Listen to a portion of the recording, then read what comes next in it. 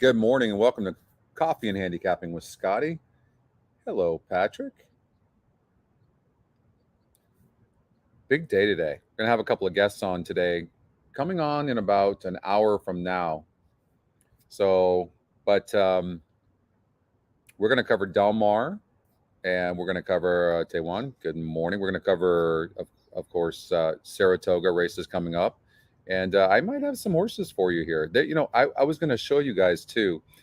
Yesterday, you can find this on EquinEdge. So did you guys see the early pick five at Del Mar paid like $75,000?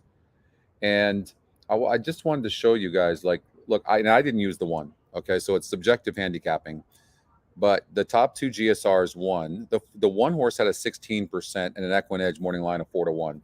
Went off at 8-1. You still have to make the right decision, no doubt about it. But you could have had that horse. In race number 2, the big favorite, 4-5, 32%, top Scotty pick, second top GSR, wins for fun, and then the top GSR won.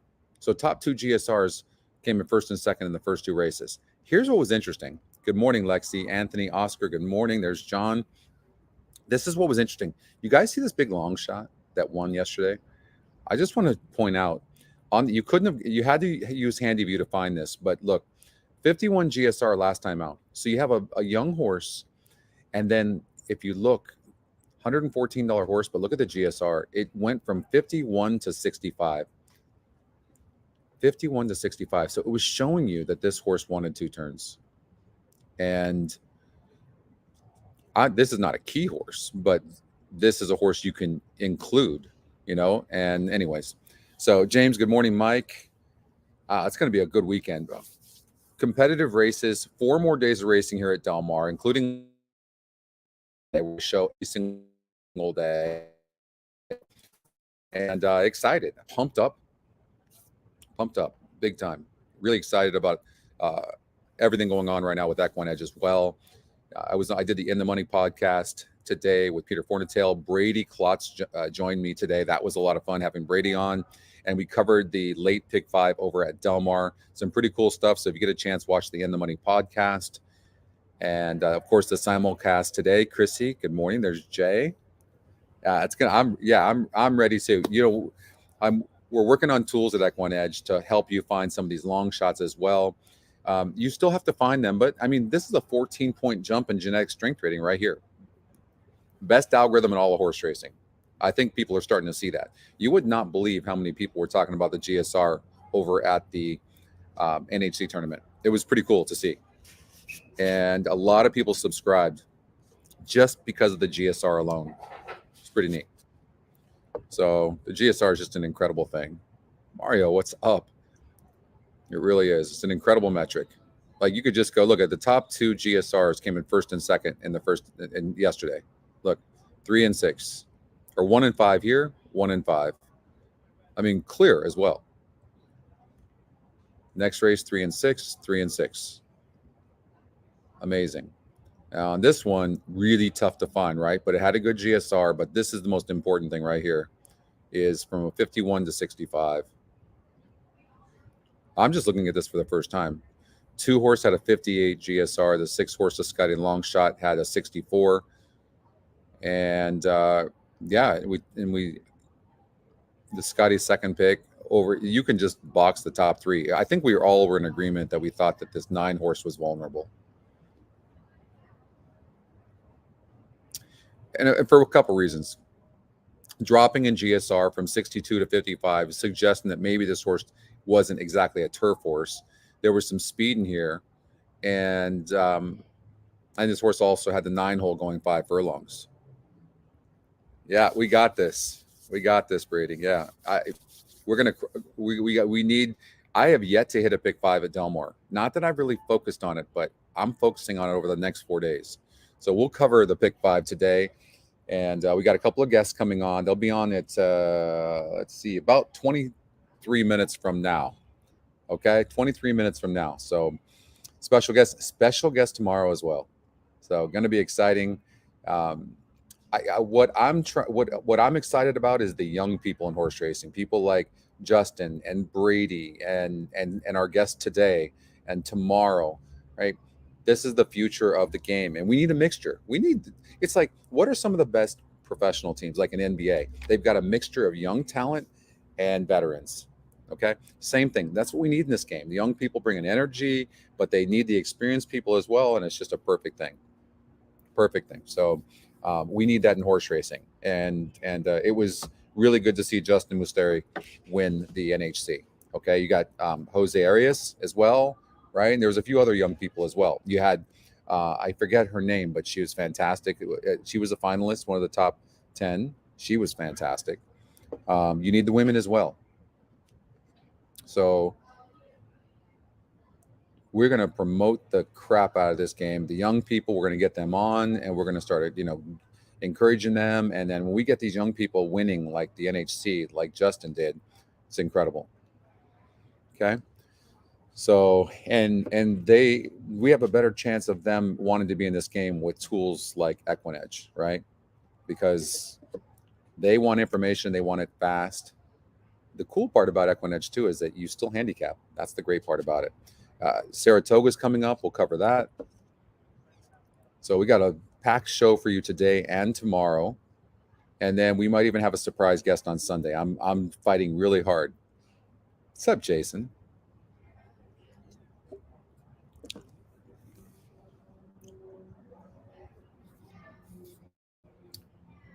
Okay, where do we want to go right now?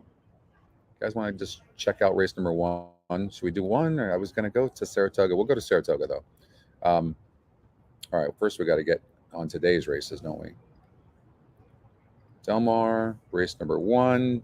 My man Andrew, there's Bill. I know you hang out with Dave Weaver, but you can't even hang out with me, Andrew. Thanks a lot.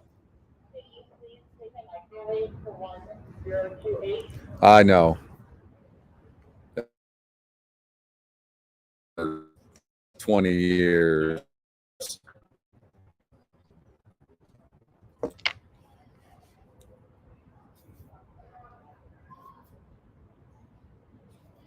Um, we can. We can. By the way, I'm having a rough time with this race, and I'll tell you why. By the way, we are working on a pace number right now. You guys are going to love from 1-100. I was telling you that on the show yesterday, and the reason I bring that up. Thank you, Mike.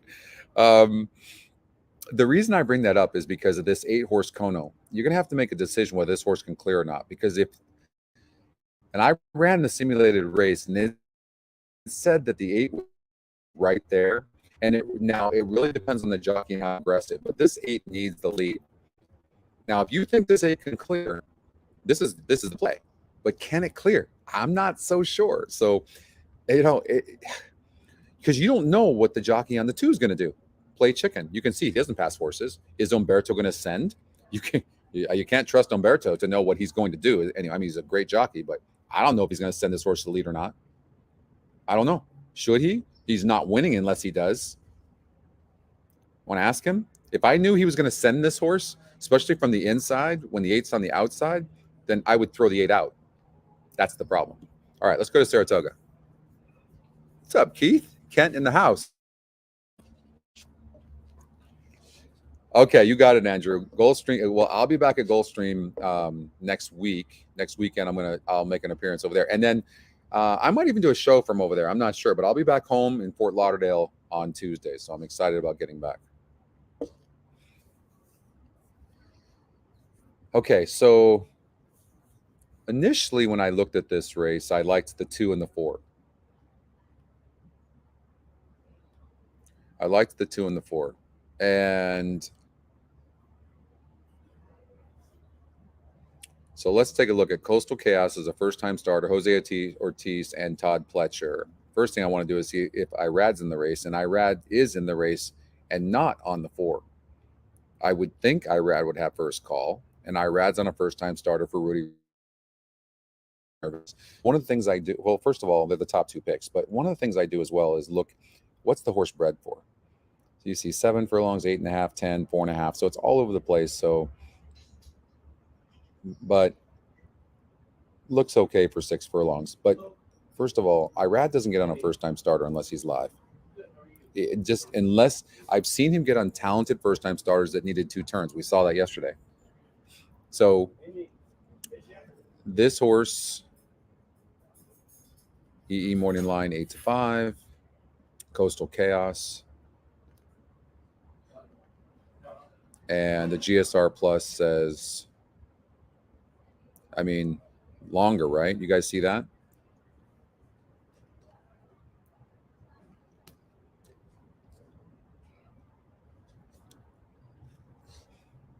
Let me get rid of the 7. How about the 2 horse? What's the story with the 2? Second time starter coming in here. GSR was a 51, jumping to a 59. Broke 10th, went off at 6-1, did not run. You have to ask yourself why Steve Asmussen sent this horse up there. Now comes down here. Why? How great is it going to be start seeing like $130,000 purse, the straight maiden race up there? But maybe going to see 200,000 in 2 years. That would be fantastic. So we need to start seeing. We need to start seeing these purses. Old days when you would get, you get 2 owners or 3 owners, right? And they would all contribute like 10,000 a piece. They saved up their money and they invest in a horse. And I mean, that's what we're missing. We're missing all these owners. They can't afford it anymore.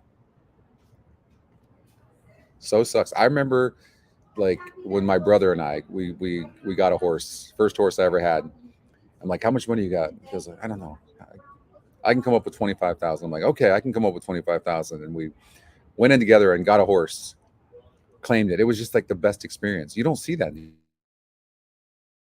When do you see, 2 or 3 small owners invest in a horse anymore?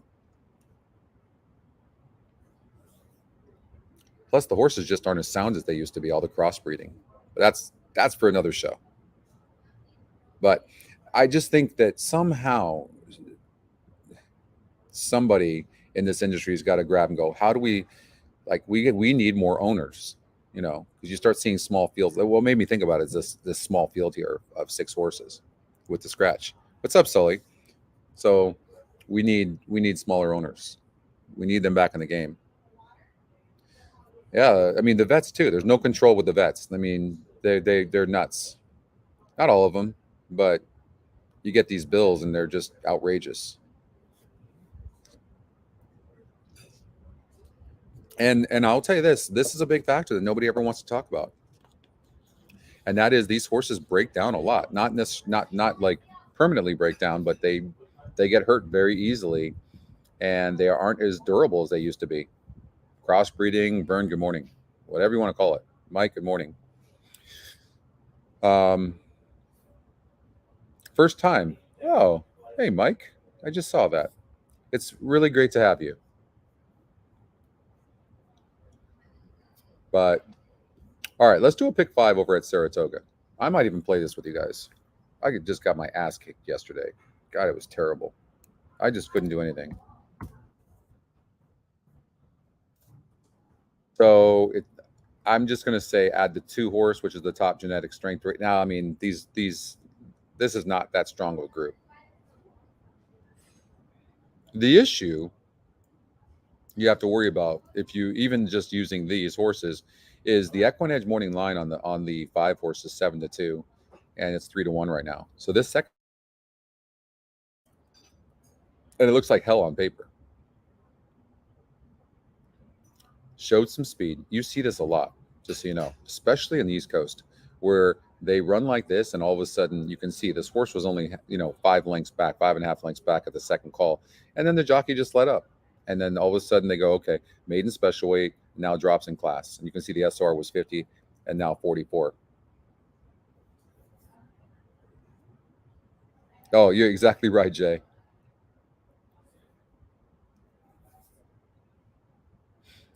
So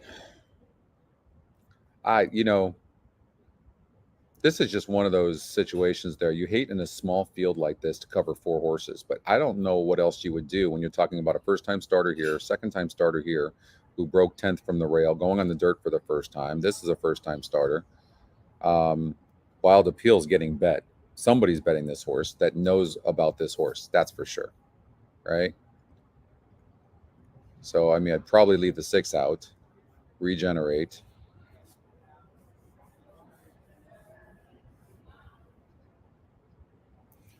Call it the Scotty long shot. That's actually a really good idea, Anthony, actually.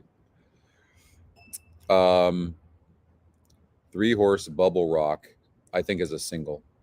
So we'll single this horse.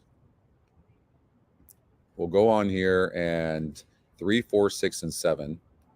Let's see if we need to add anybody else. I've got some notes on a few of these horses. That's an old note. 0 speed. It is a Scotty long shot. 6 horse, not a good trip, and then comes back and wins. Okay, that's a good note. I'll leave that. No que no. Really finished nicely. Only bet this horse on turf. That's a pretty good note. You see that? Only bet this horse on turf. That's interesting.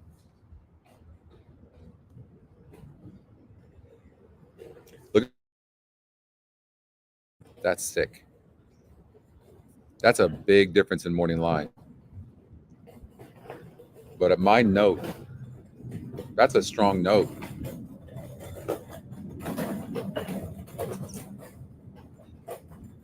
You guys will kill me if I'm wrong about that. Especially 7-2 on the morning line. Why would I say that? Hold on. I mean, there's no reason for it breeding wise. I think I don't know if that's a good note or not. I have to use that horse. I cannot leave that horse out, and I'm not leaving the Scotty long shot out just for that son of a gun to beat me. So,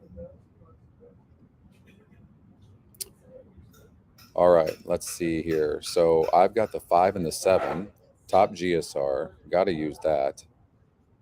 Not going to use this. I'm not going to use that. I'm not going to use that. So let's lock that up. Let's see what we're looking at here. Now we're looking at a $72 ticket if we were to single the one, which I'm going to get rid of that horse. All right. We got 15 minutes before race number 1. All right. So when I initially handicapped this, I saw the 1, 2, 3. So you guys, so far you can see, where we're at. We might have to cut back in this race, possibly. And my initial notes were the 5 and the 7. I mean, you might want to just cover the 5 and 7 here, but they don't match up with the top 2 Scotty picks. The 5 is a Scotty long shot. It's got a top GSR. Are you guys starting to realize how good the EquinEdge morning line is and how valuable that tool is in comparison? Well, one, in combination, if it matches with like a Scotty long shot, right? Scotty top pick, Scotty second pick, the GSR, how that EquinEdge morning line just kind of works in combination with everything. Are you guys seeing that?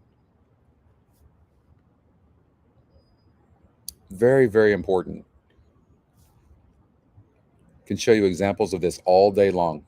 Just, if you can go to yesterday if you want, go the day before that, and you can just look and go see how accurate that EquinEdge morning line is. I would say 90% of the time.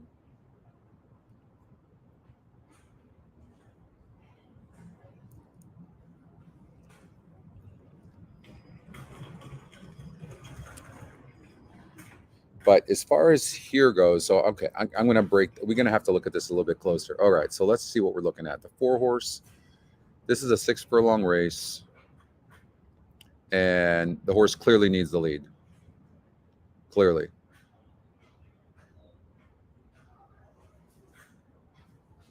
I've showed this enough times anymore. I don't even care anymore. Hold on here. Let's see, what race is that? Saratoga, race number 5. Let's run the race.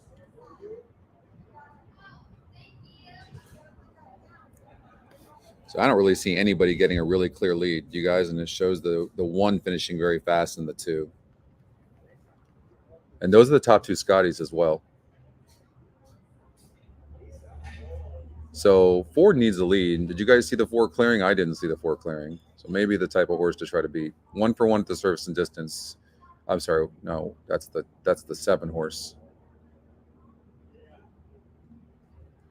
But, and look at, by the way, too, I came up with a 1, 2, 3.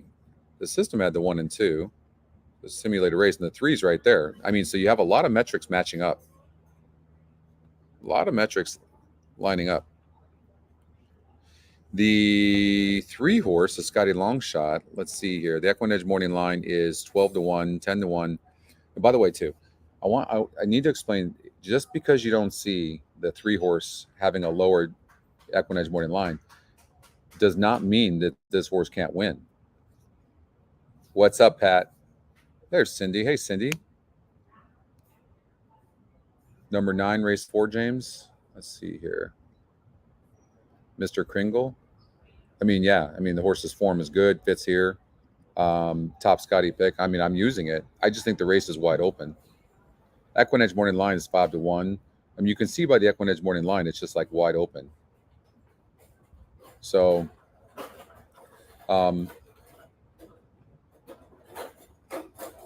look, this is the last race.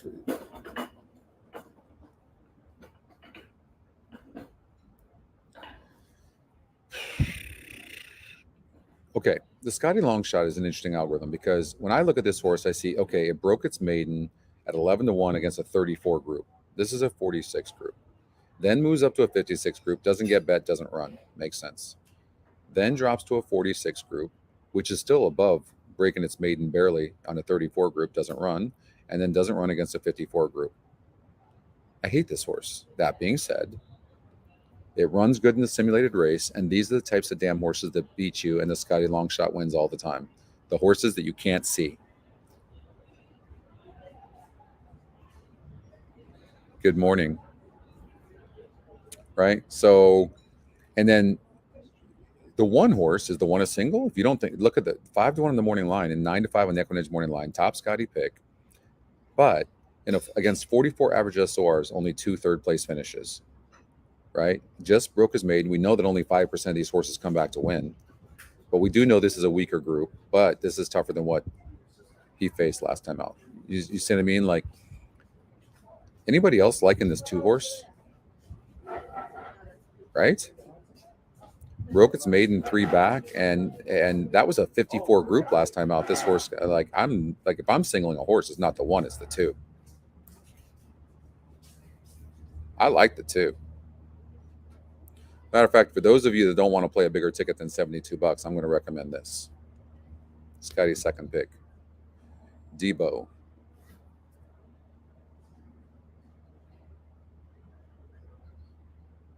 I'm glad somebody did.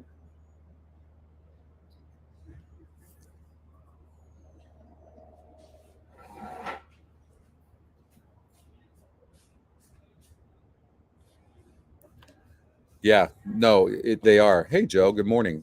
Yeah, good reminder there, Lexi. What show was I? I lose track. What show was I on that we were talking about this?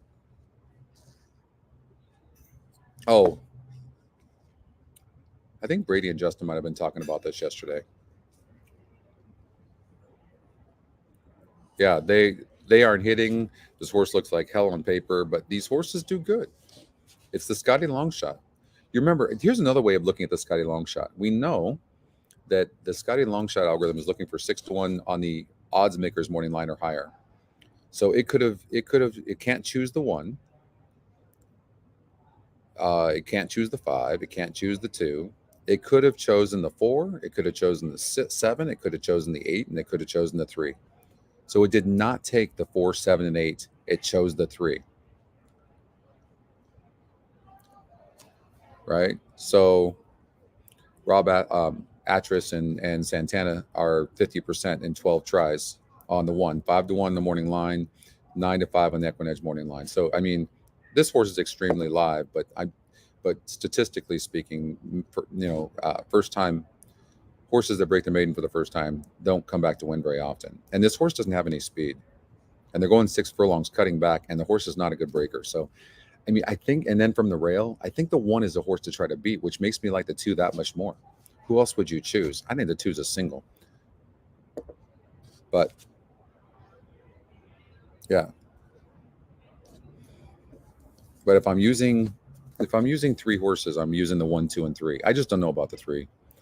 The 1 horse 36%, 9-5 on the EquinEdge morning line. And here's the thing, though. The 5 horse is interesting from the perspective. Noda claims this horse. Irad Ortiz jumps aboard, and this horse has some speed. But does this horse need the lead? I think it does, and it doesn't get the lead. It doesn't clear. See? I mean, maybe the fives, unless you really think this guy's going to improve this horse, Noda, which is possible.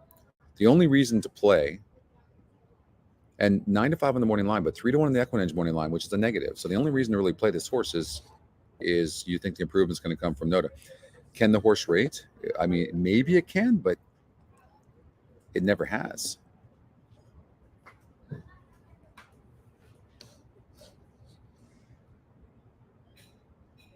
Yeah, good point, Andrew. Right? See, we're talking about the 2 horse. I mean, look at. So when you're looking at the SOR, you have to look at how the horse did. So yes, it was a 34 breaking its maiden 3 back, but won by 17 lengths, and went off at 10 cents on the dollar. Moves up to a 46 and barely loses. Okay, and then look at this. Here's what's crazy. Then goes to open company 25,000. You're talking about a good trainer that's hitting at 15% for the last year and says that he believes the horse fits here. I mean, you just bypassed conditions. Why would you go from a non-winners of 2 lifetime to a 25,000? Now you're back in the condition you were 2 races back, and apparently catching what appears to be a much easier field to me. I just think this 2 horses so live. 2 horses so live. So we're gonna have our guests coming on here shortly. But that's my ticket. As a matter of fact, I'm gonna play that ticket. So I'm going to try, before we have our guests come on, I'm going to try to get this in right now.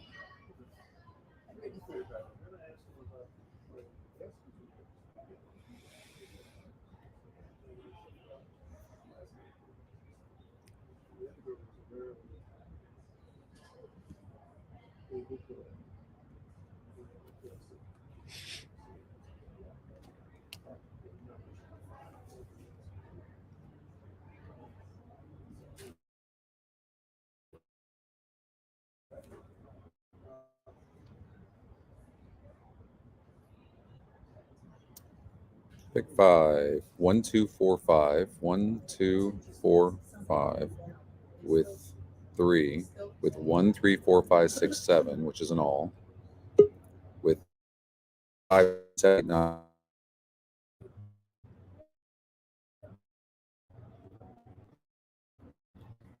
with 2. And you could use the 1. I put the 1 in there myself.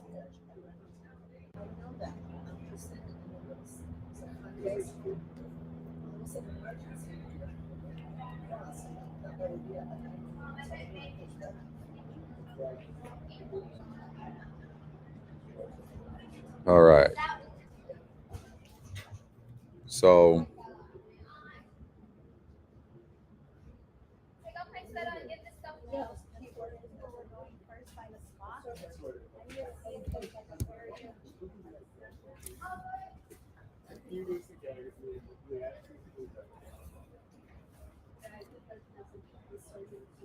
I really like this ticket. I think this 3 is a solid single in this race. Bubble Rock, 3-2 on the EquinEdge morning line.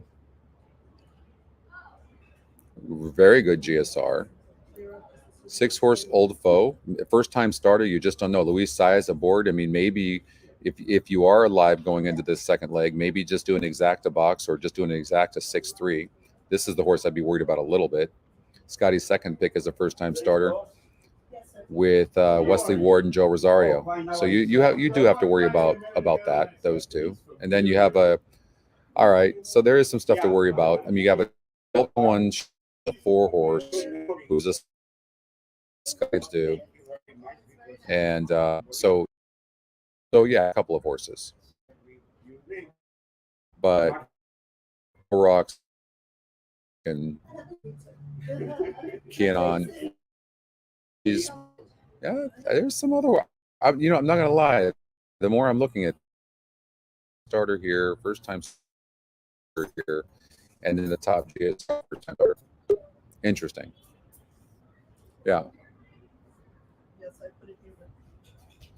Yeah. So we're going to bring in a couple of our guests. So two of the rising stars in horse racing, especially in tournament play. Okay, we got Bobby Shoemaker, who is affectionately called Shoe. We call him Shoe. Played in the BCBC, won 74,000 betting authentic in the BCBC. Made it to the NHC in the first 2 tries to the finals, the final day, which is incredible. We got John Hurd, who is affectionately called Hurricane. And second in horse tourneys, the big one. He was third in the tourneys spa and turf. Second in the Derby Wars, $250,000 cash tournament. Third in the Grade 1 Keeneland Gamble. Many top finishes in other tournaments as well. And both are part of the team Houdat. So we're going to talk to them. We're going to bring them on. Hey, guys, how are you? Hey, guys, how are you? Good. We got Bobby, we got Shoe, and we got Hurricane. It was nice to meet you guys out there at the NHC, and it was great to experience with you guys as well.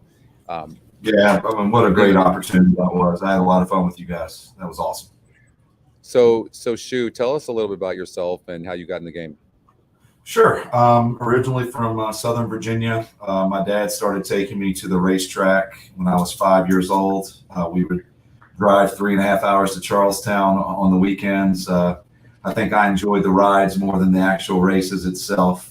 May or may not have been betting by 7 or 8. I'll let you guys decide that. And, just between my dad and falling in love with Cigar, with that 16 race win streak that he took us on, I fell in love with the game, and I've been a fan ever since. And so here we are. You remember when with Cigar, Bill Mott put that horse on the turf in the beginning, and the horse had very limited success, and all of a sudden put the horse on dirt, and look what happened. Yeah, I mean, I think it was one of those situations where Bill was actually probably grasping at straws at that point, Scotty. Man, good straw to grasp, huh? Unbelievable. So, John, tell that the internet was giving me a hard time there today. Let me disconnect. You're good. Yeah, you're good, Jerry. I think we're having a hard time, John, with your microphone. I'm not sure what's going on with your microphone. Can you hear me? Yeah, we can hear you now, Hurricane. Yeah, you can hear me? Yeah. There you go. That's better. Can you guys see me? Yeah. We can. It's a little bit dark. We like the hat, though. We can, as long as we see the hat, we're good. Yeah, you can see the hat. That's all it matters. That's it. I love that hat, by the way, Scotty. You guys ran out of those before I could grab one, but that's a good looking one. Definitely. They were really popular. Yeah, they were for sure popular. Let's see, John. Let's see. Keep talking, and let's see. You're a little bit distorted. Test. Yeah, All right. Good. Yeah. Let's see if we can. So, can you guys hear me okay? Is there any issues on my end with the audio? We got Shoe pretty clearly, but we are having a hard time with John with Hurricane a little bit. So it may just be maybe different where you were. Yeah, we can't hear Hurricane very well. So great. What do you think, Case? What do you want to do? I think we can go ahead and go with this. I mean, yeah, it's better now. I think we got to work that out. Shoe, you still there? Yeah, I'm still here. Can you guys hear me? Yeah, we can hear you. There you go. That's better. Hurricane. All right. So, all right, guys, we're going to cover the late pick 5 as well. But Hurricane, we didn't get a chance to find out more about you and how you got in the game. I have an interesting story. Long story short, I'll make it a minute version. Buddy of mine, I was in Little Rock, living in Little Rock, and I was at Oakland, and at the track, a lady came and put a camera in my face and asked me how much I knew about handicapping, and I didn't know what the heck she was talking about. Basically told me that she was going to put me on a TV show for handicapping, asked me if I wanted to go out to the Breeders' Cup in Santa Anita, and I didn't know what the heck she was talking about, and she thought I was the funniest thing. She thought I was green, and she's like, "You're the perfect person for what I'm looking for." And I'm like, "Well, I guess I'm your guy then." And so, long story short, I entered the handicapping arena by I was on the pod for a show called Horse Pros that obviously everybody knows did have a first season. I shot the pilot for it, and I wasn't really a handicapper, so they didn't put me on the show. Matt Bernier wound up taking my spot, and the rest was history. And then I just used it as an opportunity to start learning from guys like Baychak and Helmers. They were on the show, and so I was very fortunate from that standpoint. I was nationally ranked fantasy football player, and I just kind of used my numbers ability to get me to get into the game of horse racing. And then within that first year, we went and watched California Chrome, ended up in the winner's circle at the Kentucky Derby, ended up in the Mansion the next year as a guest handicapper for a bunch of the celebrities like Tony Romo and John Scully, former CEO of Apple. So it's pretty interesting that I ended up in all these different weird arenas. I was at the table when Helmers won the Horse Players World Series. So just interesting moments that I was able to capture and just grow from, and just enter the arena in such a crazy way. And I guess that's why a guy from California, I call him Professor Paul Link, he named me the Hurricane because it was like I was from New Orleans and just kind of stormed into this handicapping world. And that's kind of been the story and ever since, and just been learning from guys like Shoemaker and Anthony Trezza and Eric Peniero and the Shenbrets, and another guy that Al Ford's helped me out. So just we call ourselves Team Who Dat, and that's the short version of the story. And So Scotty, how I just long ago want to was that? say in reference to our team, we all make each other better. Anthony Trezza taught me how to handicap this new day and age with technology, and I certainly wouldn't be there without him. And John has helped me out. I mean, the first year I was at the NHC, this guy puts me on a 64 to 1 shot at Fairgrounds, and it's one of the greatest pictures in the history of the NHC, if you ask me. So very grateful to be a part of Team Who Dat, to have Michael Baychak, who should be in the Hall of Fame, but that's a different story for a different day. Just to have him as part of the team as well, we make a great team, and I've got a lot of friends out of that, and it's because of horse racing. So I'm very blessed. So Baychak, he will be in the Hall of Fame, no doubt. All right, guys, quickly here. Hurricane, how long have you been in the game? When did you start? When the stories you told, when did this happen actually? 2012, when they shot the pilot and then when California Chrome, I guess that was 2014 or something. So 2014, yeah, I think so. Yeah. So were you guys? Did you start off as sports bettors, and is that what happened, or poker players? I was a fantasy football guy. I actually led the FFPC, which is the highest stakes fantasy football league out there. I'm a fantasy football guy, and I got guys like Shoemaker and Baychak and whatnot and Trezza who've taught me how to handicap. So I had no clue. I couldn't tell you anything about horse racing. I couldn't tell you what the name of a track was, who a jockey was. I literally was the greenest person on the planet when it came to handicapping horses. But I'm a numbers guy. I mean, I'm a financial advisor, so the math helps me. So Junior's asking why we think that Baychak should be in the Hall of Fame. What is Hurricane? What are your thoughts as to why? Yeah, I mean, you got to look at it like this. He's the all-time money leader. The guy does more for horse racing aftercare than anybody I know. Who wins the NHC, turns around, buys the horse that won it for him, and retires the horse. I mean, what better person as just a humane person? Another thing that people don't realize is he's helped guys like me that didn't even know how to handicap, and look at my numbers speak for themselves. I've won a lot of different prizes, and then on top of that, just being a good person, Baychak has finished in the NHC in the top 100 at least 4 times. So I mean, the numbers speak for themselves. He's been on the NTRA's. Whatever they had, like their community board or whatever. So I mean, he's done more for horse racing than most, and anybody that wins the most money should be in the Hall of Fame. Period. And Scotty, I just have to get in here.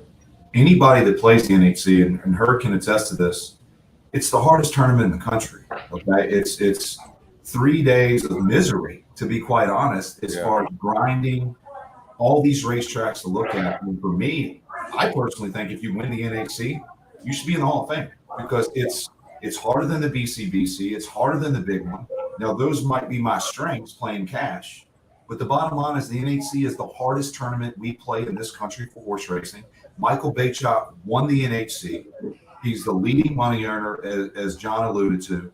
He's a great person and good for this game. And for him to not already be in the Hall of Fame, to me, it's a travesty. It is. He should have been an automatic bid.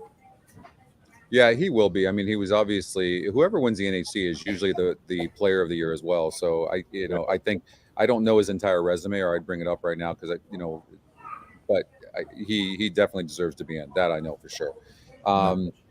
Okay, Arias, by the way, too. That's a good point, Junior. Too. I mean, Arias.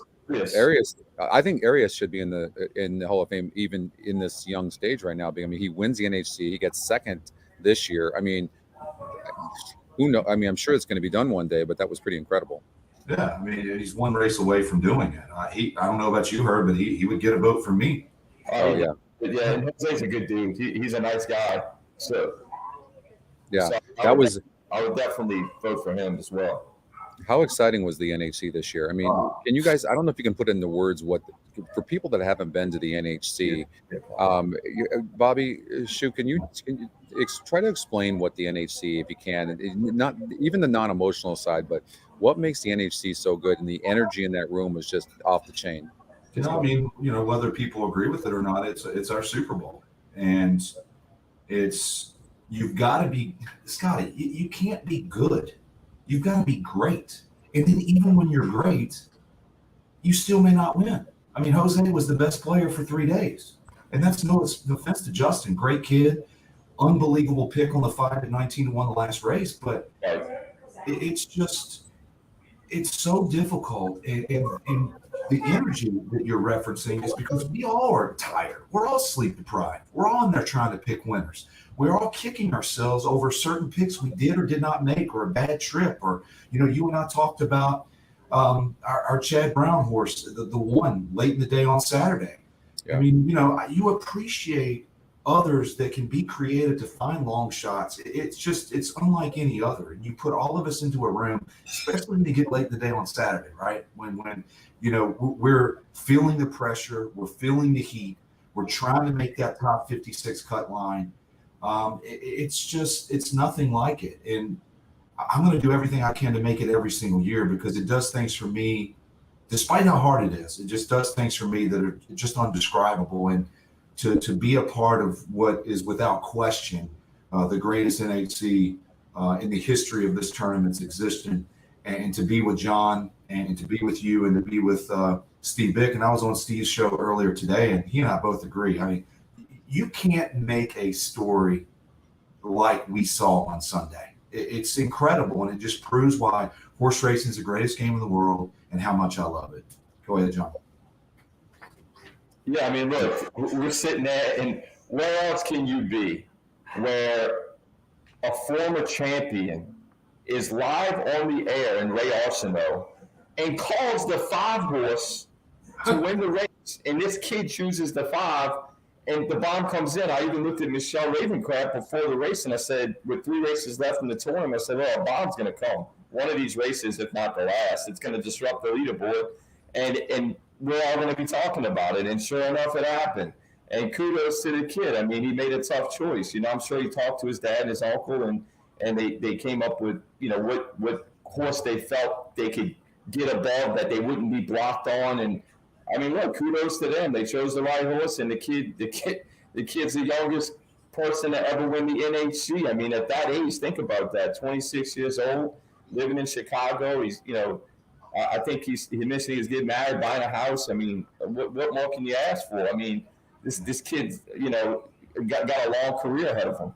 Yeah, the last thing I'll say about that is, and I told Steve this morning, the savviness and the poise of that young man to basically tell us on air, I like the 5, but I didn't necessarily like him as my top pick. I didn't come here to run second. I came here to win the race. I came here to win this tournament. And I'm going to call myself out. If I were in his position, I would have looked at the money and I would have just played the 4. We talked about the 4. That was your Scotty long shot. He ran second. I would have done that. And I'm calling myself out, but I'll tell you this. I learned from that. And that's what's so great about that Sunday is the experience that I gained, and I'm sure John as well, because the more we're there, the more we're going to learn. It's a hell of a pick. And again, I know I've said this multiple times. It's the best pick in NHC history. And that's all there is to it. Well, guys, and I want to make this point too, because for me, this is a big part of what this is about. I mean, we met and enjoyed each other's company during the NHC, but for me, it's about promoting the younger people in the sport. You guys, Brady Klotz, Justin Sampson, Justin, of course, winning the tournament, the NHC, like all the younger guys, because you guys are the future of the sport. And so I think to have guys that are articulate and guys that really are passionate about the sport, that are young, that are having success in some of these tournaments is going to be really important. And I also think, if I may, that tools like EquinEdge and others that are going to come after us are going to be very important to the sport, because if we're going to have longevity in this sport, it's going to need tools like this that some of the younger generation are going to want to use. Agree, Scotty. And I told you this Sunday, and I'm sure a lot of people that are watching this right now weren't able to listen. It's Sunday, your kids are going to school, you're running errands. And I just want to say this. If it weren't for platforms like yours, I wouldn't be here. The paper DRF form that my dad was elite at, it's a lost art. I'm not saying you can't include that in your repertoire of handicapping, but I just feel like those guys are way up against it at this point. And I've just gotten my credentials to be on your website, and I've used it over the past couple of days, and I'm not blowing smoke here. It's the best. It's elite. I think it's going to change my life. I'm going to use it with time form, but I'm done with everything else. So you have created something that's very, very, very special, and you should be proud of that. Well, appreciate that. And yeah, I think during the NHC, I want to say we gained like 100 and something customers per day. Like, it was just crazy. It was a great promotion for EquinEdge. And but more importantly too, I think that the longer people use the tool, all of a sudden they're recognizing, because how all of us are, like, to learn something new is even for younger people, it's like, oh man, but I think that we have that promotion where we're giving a month for free for people, and when they use it, they're like, oh man, this is the real deal. And I don't know about you guys, but this genetic strength rating, I don't know, you guys saw this during the tournament, and we were on Steve Bick's show, and we were handicapping race by race by race, and it was hitting every single race. What you did at Saratoga on Sunday, Scotty? Yeah. I have no words for that. I really don't. I wish you would have played the 6. I wish we would have talked earlier in the day, as I love the 6. Scotty long shot. Called it. But again, the proof is in the pudding. I mean, you could have went on that show and embarrassed yourself. You didn't. You handicapped live. John streamed it on video, and you just kept picking winners. And hell, I think you hit 2 exactas too. Yeah, we did. Look, again, I wouldn't just say this. I wouldn't be on here if I didn't believe it. I was blown away when Hurdy showed it to me on Saturday, right, John? I think you showed it to me the first time on Saturday. Yeah, I was in awe, and I obviously I'm a novice at this point. I look forward to discussing what to look for off the air with you, and believe me, there's going to be a ton of questions. You might regret giving me this at this point, because I'm going to be a stickler because I want to be perfect. But again, awesome. Well, I appreciate that, Shu. And you guys are the ones that are going to be leading the way. It's people like you guys that are the younger generation are going to be looking, going, hey, you've got to check out EquinEdge and see this, and I appreciate you saying that. I don't think people understand, like, when I went on the Steve Bick show, I had no idea. Hurricane came over and got me and said, hey, come on, Steve wants to have you on. And I was doing all that on the fly. Yeah. And so you really are throwing yourself out there on the fly like that. And very few people will do that, right? So nothing's calculated. Everything is just like right there. It's real. And I think that people were blown away by that, and I think it was great. It was a great experience, and I thought it was going to be on for like 5 minutes, and ended up being like 2 hours. And Steve, he's doing this all day, so it's like it was you and I, Shu, just going over and doing this, and you did a great job on there too, by the way. And you did as well, Scotty. And look, it took guts for you to do that. I was nervous picking the 8 and the 6, and both of them won, and I mean, I didn't want to look like a fool on there, right? And that's just me, much less, representing a solution that you're trying to produce and market. I was blown away. I mean, you exceeded my expectations, and my expectations are high every single day with whatever I do. So good for you. Well, I'm happy for all of us, and we're gonna change this game, and we're gonna make it great, and that's the entire point of EquinEdge, right? The younger people, EquinEdge, other things have to come to fruition with owners and trainers and stuff. The trainers need to be more successful. I mean, they need opportunities. We need more horses, things like that. And by the way, I don't know if you guys have seen, but and I'm not just saying this because I'm covering Del Mar. Del Mar has done an amazing job with the ship and win programs. And have you guys seen, look at these fields? And if you're complaining about full fields and not being able to win, you need tools like EquinEdge to help you, because don't complain about having full fields and long shots winning at Del Mar. It's been fantastic. I mean, the more the merrier. If I could fit 20 horses into a race, I would take it, because I want to find that price. And anybody that follows this game the way Hurdy and I do, and the way you do, Scotty, the more horses, the better odds you're going to have. And so I welcome full fields. What's your thoughts on that, John? Oh, I'd rather fill fields, because then I can find a price horse a lot easier. I mean, you give me more than 10 horses in a field, I'm going to hopefully identify the horse that I feel is a vulnerable favorite and pick the horse that I think is going to come in at a price. And you need that in tournaments, Yeah. One thing's frustrating is when you got 5 horse fields. Brutal. 100%.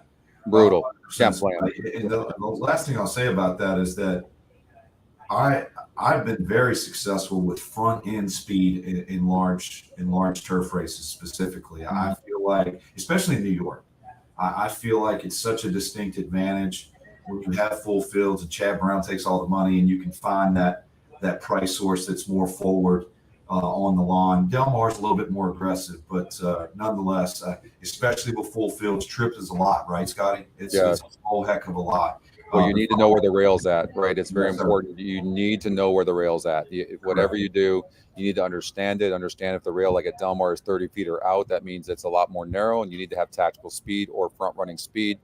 And if you went and watched some past video, you'll probably see that most of the horses that are within probably 3 or 4 lengths win the race. So watch for that. You talked about with Pratt, Scotty. I mean, that's why, you obviously you killed it with Pick and Flav. I mean, he's such a good trip rider, especially in these full fields. And does he do anything wrong?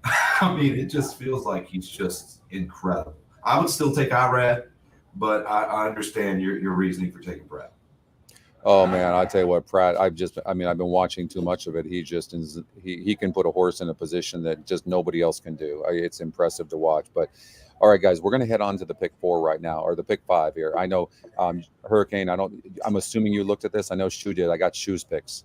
Yeah. I got him right here. Okay, good. All right, so let's. I had about 6 screens behind me. I was ready to rock, but the lighting was bad, so I turned over and no, you're all good, brother. You're all good. We're gonna wing this just like we always do. So we're all good. So what we have is a maiden claiming 20,000 fillies and mares 3 and up. Purse is 25,000. By the way, Del Mar just deserves so much credit. I think they're going to be a big example for a lot of tracks, especially the bigger tracks, to follow what they've done with the ship and win, especially. Right.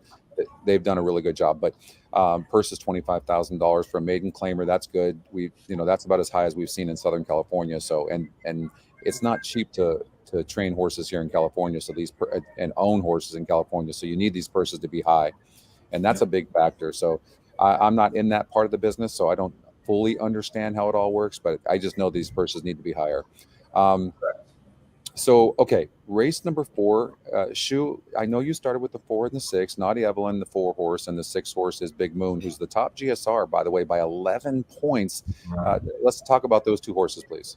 Well, I played the 6 because of your solution. I'm not going to sleep on a horse that's got a 73 GSR, and the second closest horse is a 62. You proved enough to me on Sunday, so I'm not going to get beat by that horse. The reason and I'm sorry, I'm looking at my other screen too as well. The reason I play the 4-2, I'm a big fan of Rispoli. I like that effort last time out off a 342-day layoff. I think this horse has every right to improve. Rispoli doesn't get on horses for no reason. He's a very good jockey for California standards, and I think this horse is loan speed, and I think he'll be tough to beat. I looked at the 6, and I certainly see why it's your top GSR. Turf to dirt, dropping in class. I have a ton of respect for DeSormo.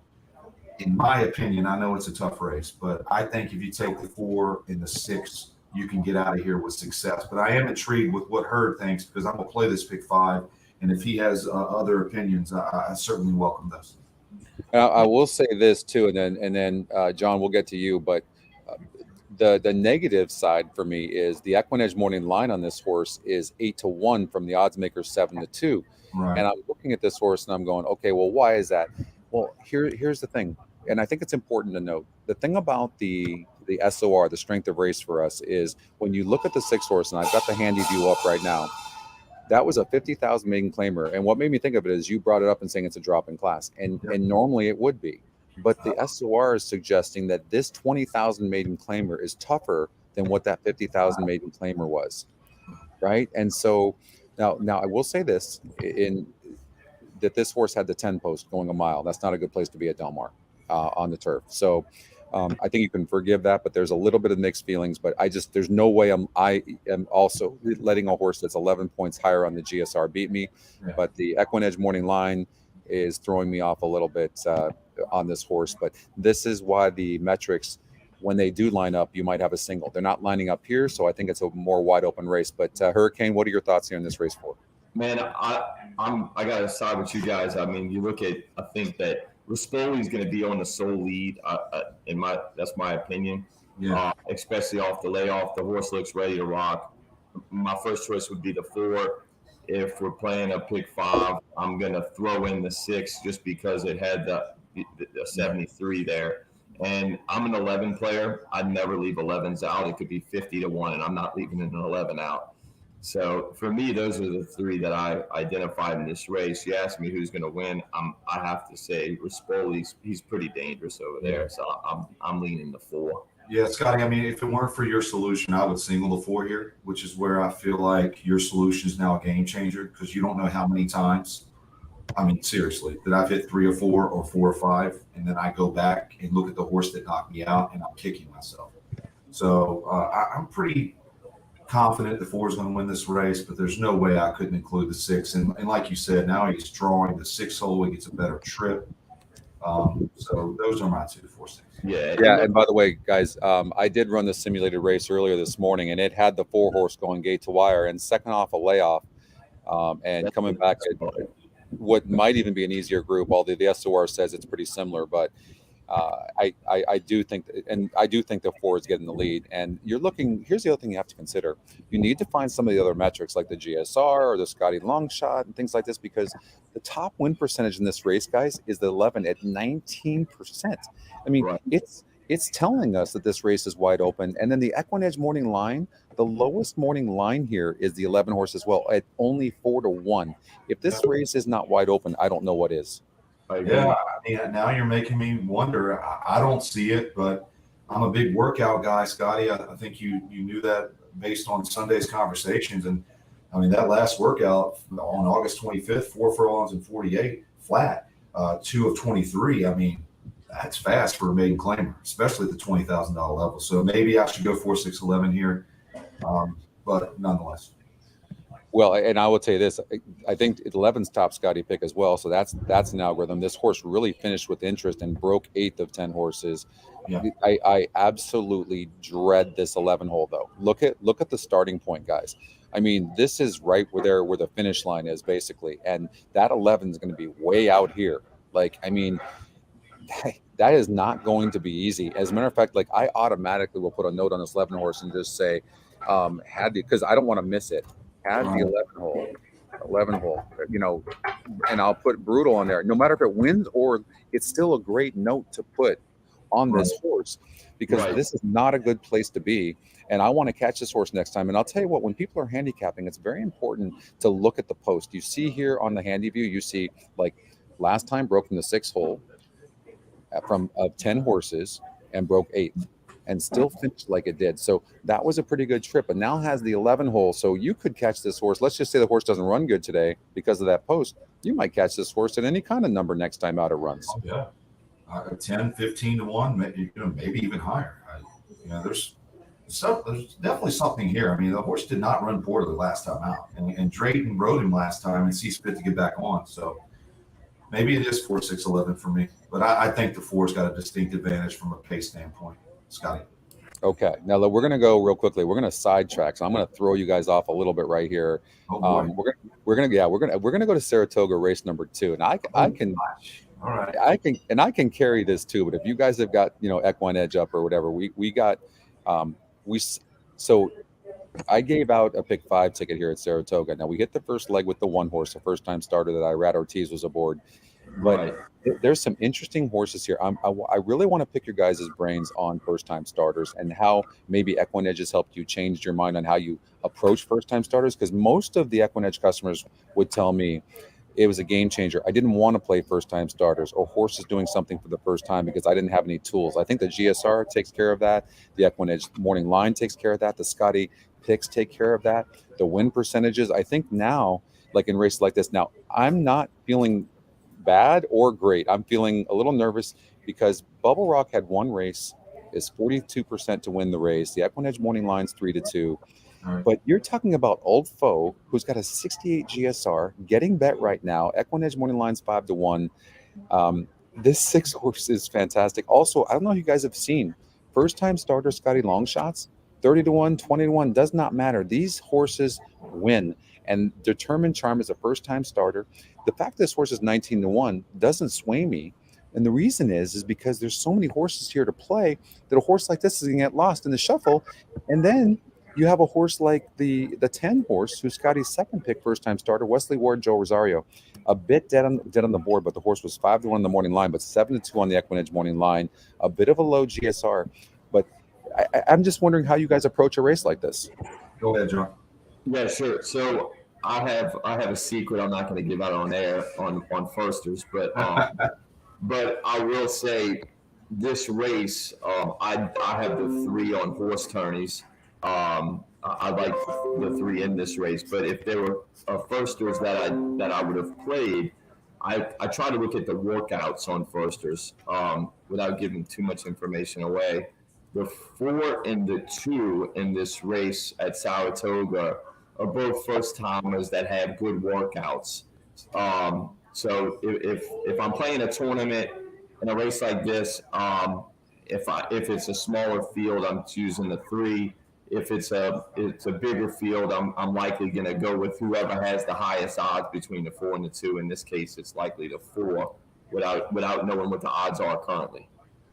Scotty, Well, I'll be honest with you that I don't like playing first time starters. I will deviate from that with Bob Baffert and Todd Pletcher, specifically on the dirt, based on the success that they've had with firsters, especially if they're working out well. But your solution has certainly opened my eyes to first-time starters, and I'll just go to the 6th. I mean, Louise Sides is winning this meet for a reason, right? And Karen McLaughlin has done an amazing job as his agent, putting him in the right spots all the time. And he's not always riding for, the Todds of the world or the Chad Browns of the world.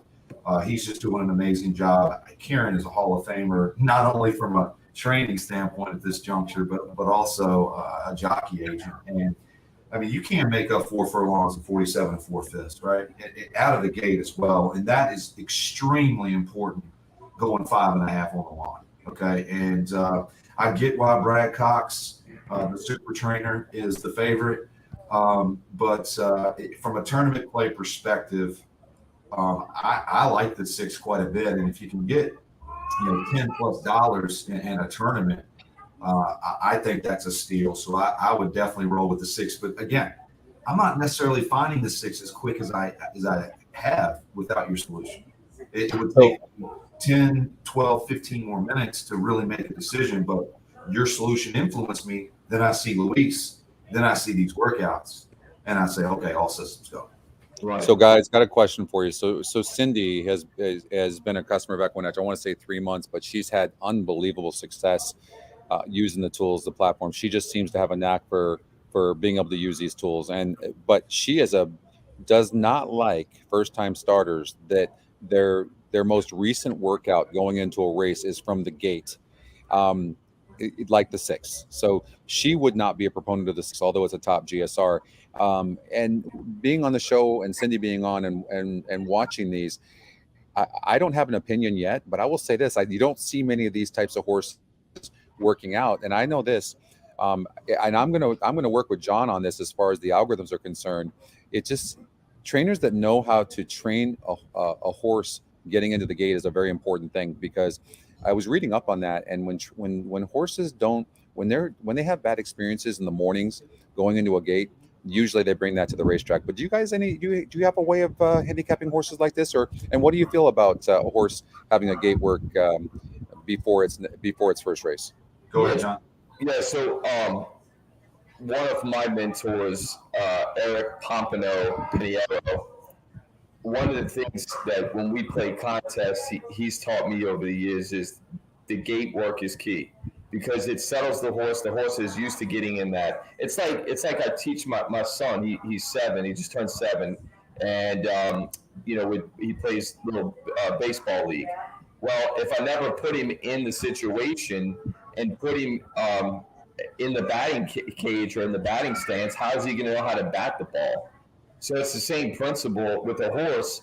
If the horse has never been in the gate and had to work out, how is it going to know and have that feeling of nervousness before the race that, hey, this gate goes off, boom, you got a race in mind.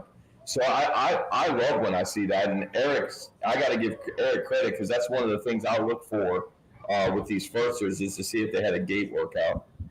So why? But real quickly before you go on to that real quick issue, John. But what about a gate work like this one here with Old Foe before the first race? Like, why would they do that ahead of time? Like, clearly there was a gate work prior. Where was it? I just saw it there. I think there was. No, yeah, there was. On August 1st, there was a gate work. Why another one? Why do you think that they do two? I mean, is it a sign that maybe they had trouble on that August 1st work? Yes. And maybe it was, 100%. Yeah. I always got it like they felt the horse had trouble or whatever their reasoning is. But I mean, this horse is out of American Pharaoh, so I mean, I don't even have to go into the pedigree there. But I think that they probably saw something maybe they didn't like, or maybe they wanted to give the horse another opportunity before. Who knows what the trainer was thinking on that? But I mean, for me, I'd have to look at it as Al Stahl was saying, hey, let me get this horse another workout. There was something that he saw that he didn't like. Yeah, Shu, what are your thoughts on it? I want my horses working well out of the gate, and I prefer a gate workout in one of the last 2 workouts before their first time out. And John nailed it. I know Al Stahl. I've followed him for a long time. Me too. I had him when he beat Zenyatta in the Breeders' Cup Classic with Blaine. Not a lot of people probably listening to this want to hear that, but I'll take it. And Al likes to work his horses, and he likes to work them fast. And, there's certain trainers that are more methodical with their workouts, like Chad Brown. He doesn't necessarily work his horses fast out of the gate, but he's very successful. He's got a regimen. Al Stahl likes to work his horses fast. And I assume, educationally guessing, on August 1st, there was some kind of gate issue, as John alluded to, and Al wanted him to have another attempt leaving the gate, and obviously he passed with flying colors. So I want my horses working well out of the gate, because I'm more of a forwardly placed handicapper, as John knows. So if you're working well out of the gate, that tells me you're going to be forward, and that's a plus for me. So the 3 horse broke on top, and I can't see who's on the outside of the 3. It looks like the 9 horse. So the 9 horse, She's Stormy, who's the second top GSR, is actually in the lead right now at 12-1. And that actually, I can't imagine that's going to help the 3-horse at all, because the 3-horse, I'm watching as well, Scott. No. yeah, I the jockey on the 3 to 5 right now, Lewis, who's on the Irad, decided to go ahead and sit, and I think that's a smart move. The horse looks a little bit relaxed, ends up getting off at 3 to 5. But how about the 6-horse Old Foe? I mean, really in a good position right now, right? Scotty, And yeah. wow, I If mean, Louise- broke I mean, really this good. is gonna win this race, isn't he? I mean, the 3-horse is going to have to go on the rail right now, and I think that race under its belt's going to help it win this race. Yeah. But Yeah, you're here right. comes the horse on the outside. But I think the 3 is going to win this race. I mean, that's what makes Irad so good, right? I mean, so good. And by the way, the 6-horse had no excuses at all. Here comes the 10. So it came exactly. Look at the picks. 310 cold, and that's what the Scotty picks had. 310 cold, amazing. Congrats. Yeah, Brad Cox just This working did them not- past the wire. But the win percentage was 42.21%, 310. Right. I mean, and by the way, the 10-horse went off at 10 to 1. It was a 7 to 2 EquinEdge morning line. And by the way, the win percentages were clear: 42% on the 3 and 21% on the 10-horse. They also agreed with the Scotty long shot or Scotty top 2 picks. So you got 2 separate algorithms like that are agreeing. It's pretty amazing right there. That was just a great ride by Irad for Brad Cox. I mean, that horse looks to have some talent, because the horse did not clear, and he grabbed that horse, and the horse listened to him and relaxed and finished up. So this horse might have a future. That was an impressive race. And Scotty, you know this. It's very, very hard to romp in a turf race the way that we ride in America. And that horse won by what, 5, 6, something like that. It did. Yeah, I mean that's yeah. Anyway, good for Brad Cox. Yeah, no, that was I mean, and many of us here on the show singled that 3-horse. So glad to get the 3-horse home. 6-horse broke good, didn't have any issues, just was not good enough for whatever reason. And looked fit enough based on the workouts. So, I would take that as a negative. And for whatever reason. Now, the EquinEdge morning line was 5 to 1. The horse went off at 9 to 2. The odds makers morning line was very good at 4 to 1. But, and so the off odds were correct. The horse just wasn't good enough. So, all right, let's get to Del Mar. I'm telling you, with Saratoga, it's going to be like a professional ballpark that's sponsored by EquinEdge. Saratoga's, they're going to name it EquinEdge at this point, because it's it up like a Christmas tree. Yep. Guys, did you see this past week? Did you the numbers at Saratoga, whether it's the Scotty long shot, the GSRs has just been off the charts. By the way, my guests are Bobby Shoemaker and John Hurricane Hurd, and 2 of the young and upcoming handicappers in horse racing. And it's great to have them. They're part of the Who Dat team. Can you guys explain to me and to everybody what the Who Dat is? Team Who Dat.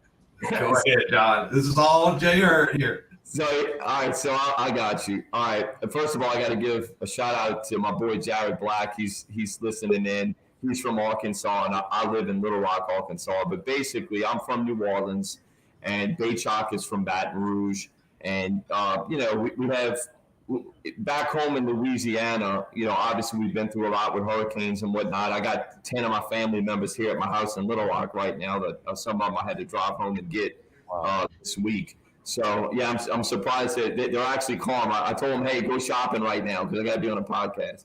But long story short, Team Who Dat, we just started because in New Orleans, when the Saints, if you're a Saints fan, it's kind of like that's our cheer, Who Dat.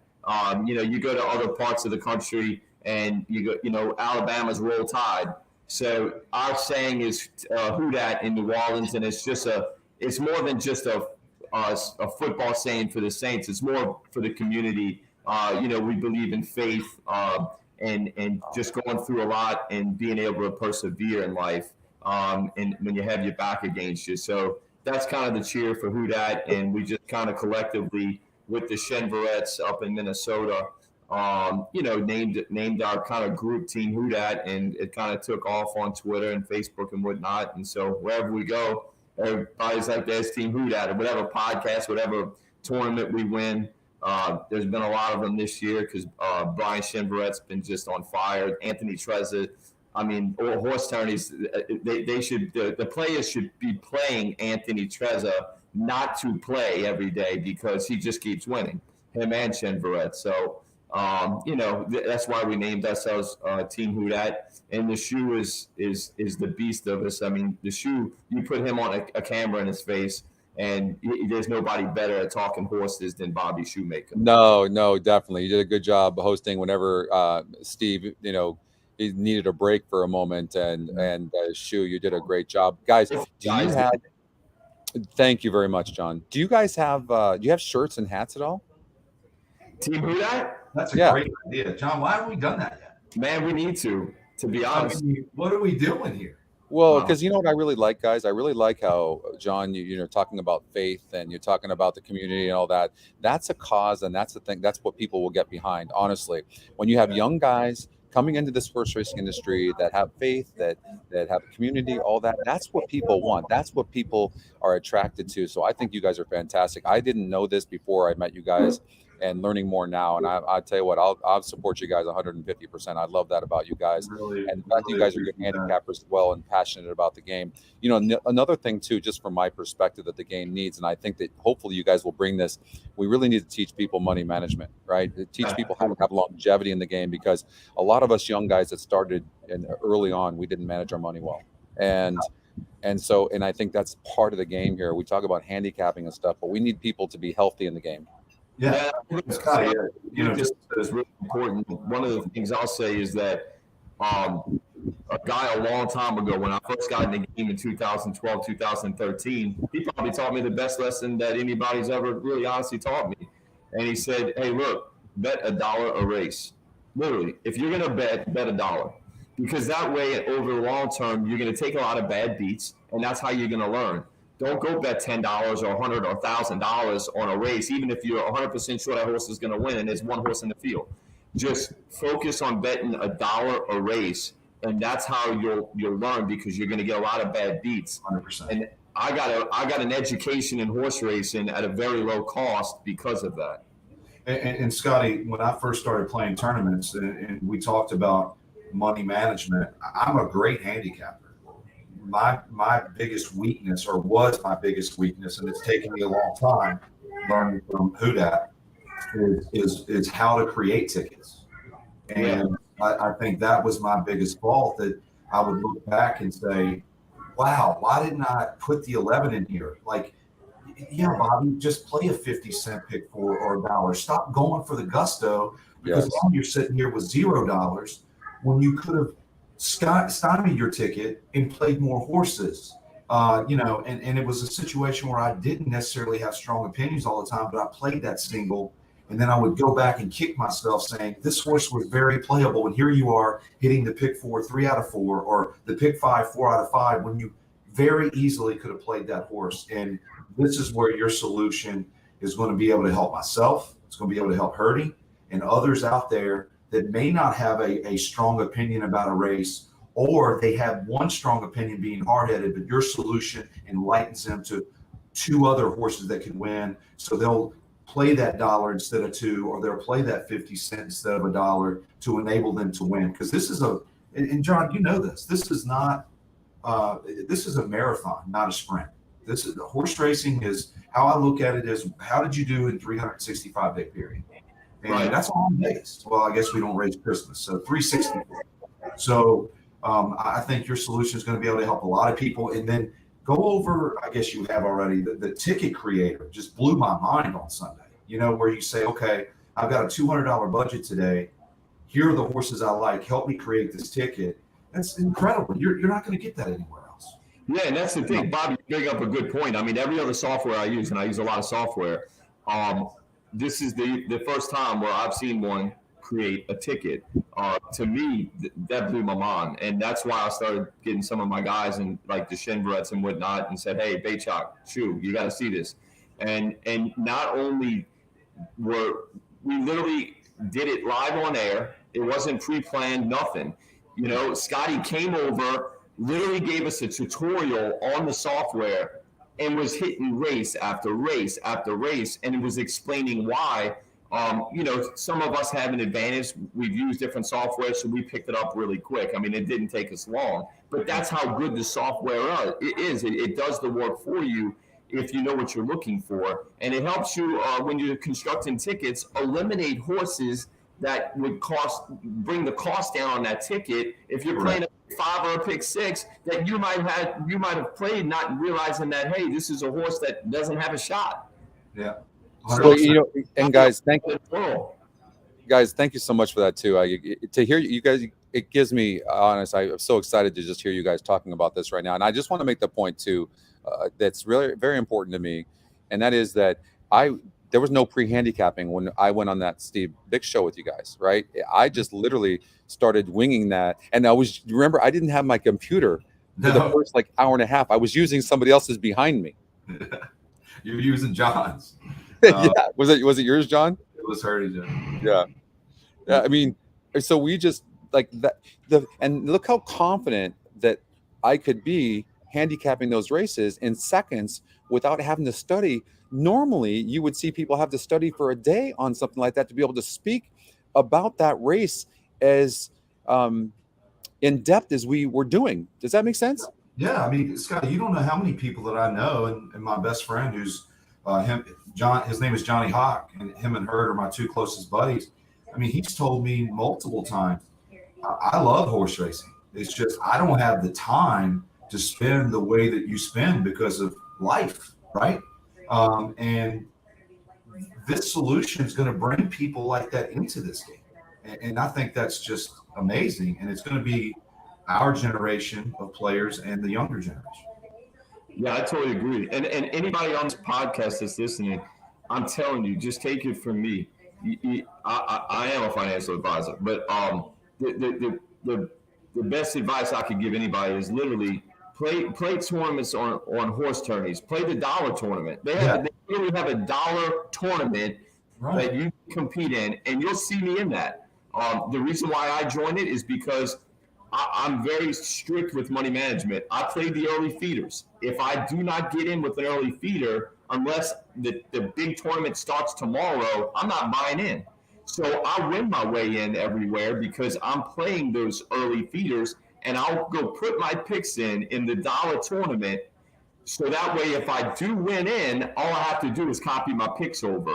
So the dollar tournament on horse tourneys is awesome for anybody who wants to practice, that want to learn how to handicap, and when you're using the software like EquinEdge, and then if you want to play real money, go on your account, whether it's TVG or whoever you use, TwinSpires, and just bet $1. Give yourself $10 for the day, and you will learn from that. And when you are put in a situation where you want to bet larger on a bigger day, look, you've already had those bad beats, and you're gonna do much better. I promise you, because I've been there. I can talk it because I've lived it.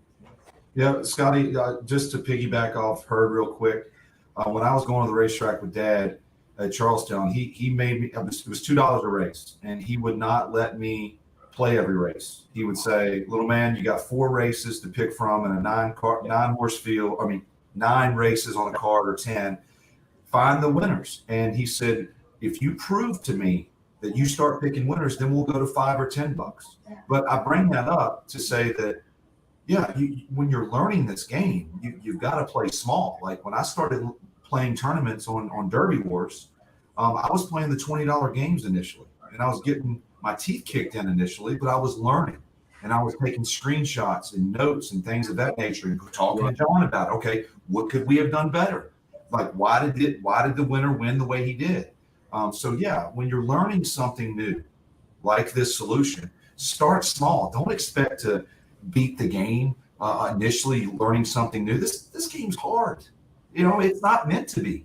So those out there that are lucky enough to be winning players, like the 3 people on this show, it's we've learned from our experiences, right, John? I mean, you had to learn.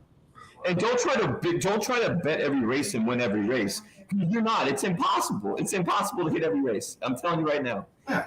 And what I like to do is I'll challenge myself. I'll say, okay, today at Saratoga, Del Mar, I'm gonna pick 1 horse and bet 1 horse on the day. Then that's it. And that's how you beat this game, Scotty. Guys, I couldn't agree with you more. Okay, that was good stuff, by the way. Let's go on to race number 5 and talk about that. All right, we started with Shoe the first time out. Now we're going to go with Hurricane. Talk about race number 5 here. We got a maiden special weight. Now this is a state bred race. 2-year-olds. But before you say what you'd like, I would like both your opinions on how do you handicap a horse that was in straight maiden races and then facing state bred? Like, do you think there's a difference in the strength? Like, how do you guys adjust for state bred compared to open company? Bobby, go ahead. You can answer that one. I mean, people that know me that are watching this are going to laugh. I'm just going to say, and this is going to be a very unpopular opinion, I think class is one of the most overrated handicapping tools out there. Speed matters. The fastest horse wins the race, barring something unforeseen from a trip perspective. So it is not a huge part of my repertoire whatsoever. I'm looking for the fastest horse. I'm looking for trainer jockey combinations, things of that nature. So just to be clear, real quickly, just real quickly, I just want to make this clear. Are you saying, because there's a difference between speed and pace, are you talking about are you a proponent of time or are you a proponent of pace? I mean, because some horses need the lead, right? Some horses need the lead. A lot of races on the lead with a horse that's not necessarily the fastest horse on paper, correct? But my point to you is, I've won a lot of races with horses that are stepping up in class that are lone speed. I mean, I remember one with Linda Rice and Taylor Rice back my first trip to Saratoga. The horse was stepping up from a $40,000 maiden claimer. Linda, for whatever reason, second off the layoff, stretches this horse out and puts the horse in a maiden special weight race. I forget her odds. It was ginormous. I bet the horse went in place. The horse wired the field. So that's my point about class. But yeah, I mean, it's a mixture of both. Especially going long on the turf, I like to be more forward. And you don't necessarily have to be the fastest horse, but you definitely have to be, the second or third fastest horse if you do have a pace advantage, because speed does matter. I mean, there's a reason that Andy Beyer is as popular as he is. There's a reason that trainers use thoroughbred, because that number matters. And that's just my thoughts. I don't know about you, John. I don't know. What do you think, John? I totally agree. I mean, I rely a lot when I'm not as experienced when it comes to these, maiden special weights and whatnot, and going into these first. Honestly, a lot of times I'll call Dogzilla and say, "Hey, who do you like? Who do you like to call?" I mean, honestly, I'm just giving you my honest answer. I'll say who you like in this race, because it's not my forte. Or the champ. The champ is unbelievable with maiden horses. I've seen this guy hit 50-1 shots like it's it's nothing, like it's a favorite. But for me, I think with a race like this, I mean, when I'm just looking at EquinEdge software, you're getting a 22% win rate on the 6. You're getting the EquinEdge morning line at 5-2. You got it as the first pick in the Scotty's pick. So I mean, the 6 hits all the boxes. The horse that I would look at besides the 6, if I was looking at a first-time starter, it would be the 9. I think Espinosa's on the 9. Other than that, I leaned on the 6 in this race. But it could be wide open. I could be dead wrong, and the 7 wins, which is the money bag horse, or the 4, Scotty's long shot. But if it were me, I'd be leaning the 6 or the 9 here, just simply based on the workouts and who's riding on the horse at this point. Well, and guys, when you look at this too, look at the win percentages. Top win percentage is that 6 Quincy at 22%, but the morning line is 5-2 favorite, right, on the EquinEdge morning line. And then look at this: 4-1, 9-2, 6-1, 5-1. Like, it's wide open. So you have to find other metrics, and what you're hoping to do is see if they line up. The 9 horse, 72 GSR, has a good post, good gate works. Tim Yakteen, Victor Espinosa. I would agree. I think the 9 horse is extremely live. And I really like that GSR as well. Not in the top 2, Scotty, but the metrics really aren't lining up in this race. But I don't need them to find a horse. But we've got Gulfstream Park race number 1. I know a lot of our players are using or playing Gulfstream Park, and I'm looking forward to this. Later in the meet, the beginning of the meet here for Gulfstream Park. So big stuff. Have you guys ever played in the Pegasus tournament at all over at Gulfstream Park? Yes. I like this 9 in this race at Gulfstream Park. It's actually, I think, 19-1. Yeah, the Scotty Long Shot is the 6 horse, right? The Scotty Long Shot as well. Like, This one, how about this? Like the 11 horse, I would play against the 11, who's the favorite, because look, it's 7-2 on the morning line. It's not in the top two, Scotty, not a Scotty long shot. It's only got a 4% win. And then look, it's 12-1 on the EquinEdge morning line. So that means, and it's got a low GSR. Every algorithm is saying this 11 cannot win this race, and it's the favorite at 7-2. Yeah, I didn't look at Gulfstream today, but I would say the 9 would be the play based on what I'm trying to learn from your solution, Scott. Right. That would be 9 horse, the 12 horse Pure Ambition I like is this. 7 horse just broke in the air. That was a low GSR horse, but we'll see what happens here. But the 11 broke good, and but again, the metrics are not lining up towards the 11 winning this race. The 9 horse, the first time starter, Amazing Queen, second time starter, did break good, but the 11's running good. Again, it doesn't matter whether this horse wins or not for me. These are the types of horses I'm going to try to play against every time. Yeah, I agree. And, you know, the 2's a low GSR, but getting bet. Like everything is not lining up with this. If the 13 wins, that would be a good one. That's lining up towards what the system is calling out. But right now, you've got a low GSR. You've got the 11 horse, who the EquinEdge line doesn't like. I'm praying this 13 wins. Look, it would be a gift at this point because the horse she's a gift. Right? 7-1 on the 13. We'll see. Come on, 13. Today, and it's giving me everything I could ask for in the race. I mean, 2's got an easy lead right now. I mean, this 2's going to win the lowest GSR, 4-1, and it got bet too heavy. Is it? Yeah, we didn't. Wait, hold on here. Maybe we did something good in here. Look at the morning line, 30-1 on the 2. We had it at 8-1. All right, that's a positive. and speed, Scotty, at Gulfstream especially because It is. the rain on the turf. It's so dangerous. It really is. Okay, so this horse hit the gate in its first start at 71-1, and drops in class, comes back to similar. So this horse, look, and you listen. This horse hit the gate and then rushed up at the second call. I think there were some signs that maybe this horse can run. I especially like that. That's why you want to look at the EquinEdge morning line, because when you really can't see a horse, then sometimes it can come out at you and surprise you. And look at this: 30-1 in the morning line, and 8-1. And this horse won for fun, getting the lead there. I know the 13 did run good. I think it ran second or third, and the 3 horse came up and ran a decent race. So, but by the way, too, the algorithm does very, very well at Gulfstream Park. I know because I've won a few tournaments there, and the system has really helped me a lot. I was saying, guys, I was telling some friends the other day, when we were on the 29th, right? Let's pull up Saratoga. Imagine we get to the finals, the final table, right? The final. Can you imagine? Like it was just absolutely on fire. Like look at this. Look at this 3 horse, top GSR, pays 22.20, and it was also Scotty's second pick. And the EquinEdge morning line had this horse at 9-2 from an odds maker 10-1. Like, tell me you're not using that 3 horse in the tournament. Of course. 100%. Right? All day long. Then how about this one? Scotty Longshot. Okay. Yeah, GSR 74. That the NHC right there, Scott. Right? And then look at the race number 7. Then you get the top pick that wins. But the Scotty Longshot, I probably would have used. That horse got second. And then in race number 8, Bo Liam was, that was going to be a single. By the way, just to stop you real quick, Scotty, that horse is very, very good. Yeah, impressive, right? Very good. And then this was impressive as well to me. This 8 horse who was wide the entire trip. Look at that, 10 points on the GSR and won and paid $18.80 over the. Let me stop you. This is very important. That's why I'm doing so. I had this horse. As John knows, because I beat him in the tournament at our table. Anyway, nobody had that horse.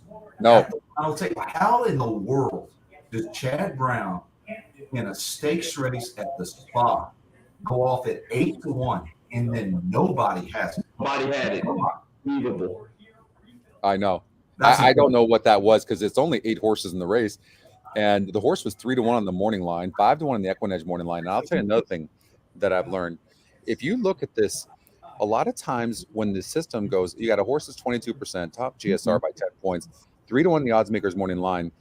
And then you Right. look at ours at 5-1. So the system is saying that maybe people aren't going to like this horse as much as it looks, but it's still a horse that you have to look at. And that's kind of what happened here. And I've seen a lot of these types of horses win. And and then it wasn't in the top 2, Scotty, so I'm like, okay, this horse might get dead on the board. And that's exactly what happened.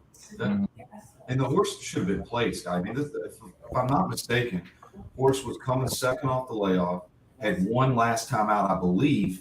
John Wright going a mile. That's right.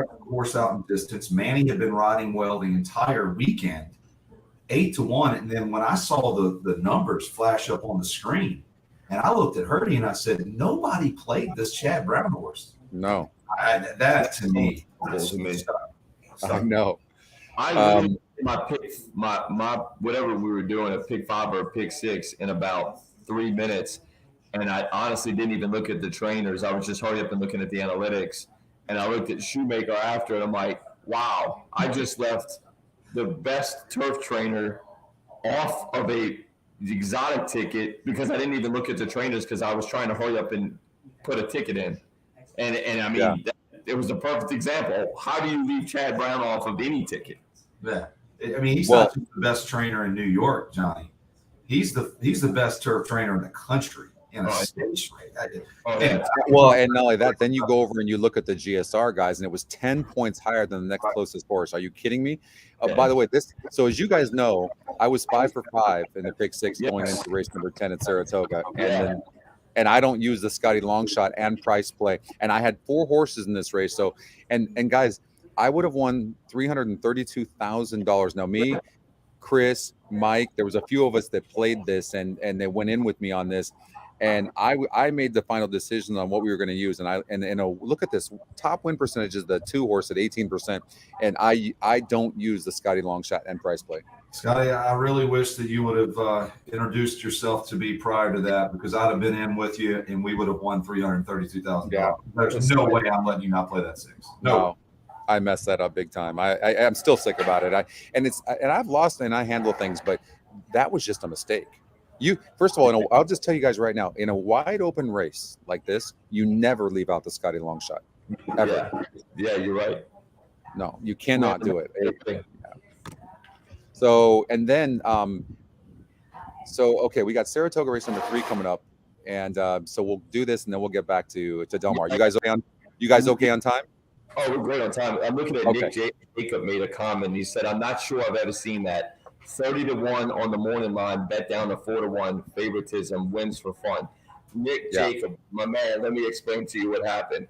There's a guy in Atlanta right now. His name is Eric Pompano Piniero, and he threw down on that 2 horse, and that's what moved the odds. And he's trying to do that. Oh, that's awesome. So look, what you can see here, I mean, it's tough to find. It's easy after the fact, but the horse hit the gate and then rushed up. And that the second call was right there on the lead. And this shows a sign of talent. And then all of a sudden then drops in class to $16,000 or similar field and then comes over and does that. But I will say this, though. The EquinEdge morning line was 8-1 in this horse. So you could have found it there. So that was pretty amazing. And that horse just goes gate to wire. And the other reason why the EquinEdge morning line is so important, guys, is because doing the morning line odds maker's job that's a tough job. I would not want that job. I don't know about you guys, but It's the toughest job at the track. It is. It really is. And so to set that line, so you're not going to compete with an algorithm like the EquinEdge morning line. So you can find some value here. And imagine this. Imagine you played an early pick 5 here at Gulfstream Park and you threw in the 2 because you saw it at 8-1 on the morning line and you threw it in kind of like at Del Mar yesterday. Did you see that 2 horse win yesterday at Del Mar and paid $114? I did not see that. All right, look, I'll show you guys right now. This is interesting.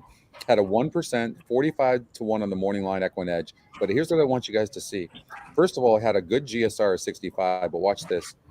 This horse went from a 51 GSR, only 3 lifetime races for Bill McLean, and it jumps up to a 65 GSR. So 14 points from one race to the other, suggesting and showing you that this horse wanted to go 2 turns and goes over and pays 114. And a friend of mine's brother hit the pick 5 just because he added that horse and made $75,000 on the pick 5. That is absolutely incredible. I don't. Anyway. I mean, I would say the monthly fee for your solution, it pays for itself. Well, and the cool thing about it is, guys, and I love this about you guys, you want to handicap still. You just want tools that are going to give you information and metrics, going to give you information faster. You don't want anybody to tell you what to play. You still want to handicap, and I love that.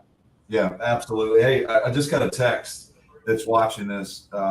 This gentleman says, this software is mind-boggling. It may be the best thing I've ever seen. Yeah, thank you for that. Whoever said that, thank you very much. And what's important to our team is we're not trying to tout anybody here. We're trying to show people that have been a little bit hard-headed to say, you really need to look at this carefully and go, these aren't statistics, because stats are great, but they can also confuse you. These are metrics. And when these things line up, they're deadly. And that's what you're seeing here. So thank you for that. Whoever said that, that's fantastic. By the way, guys, race number 3, there's many of us that play to pick 5, as you guys know, and we're alive to the 1, 3, 4, 5, 6, and 7 right now. So we'll end up watching this race. John, thank you, John.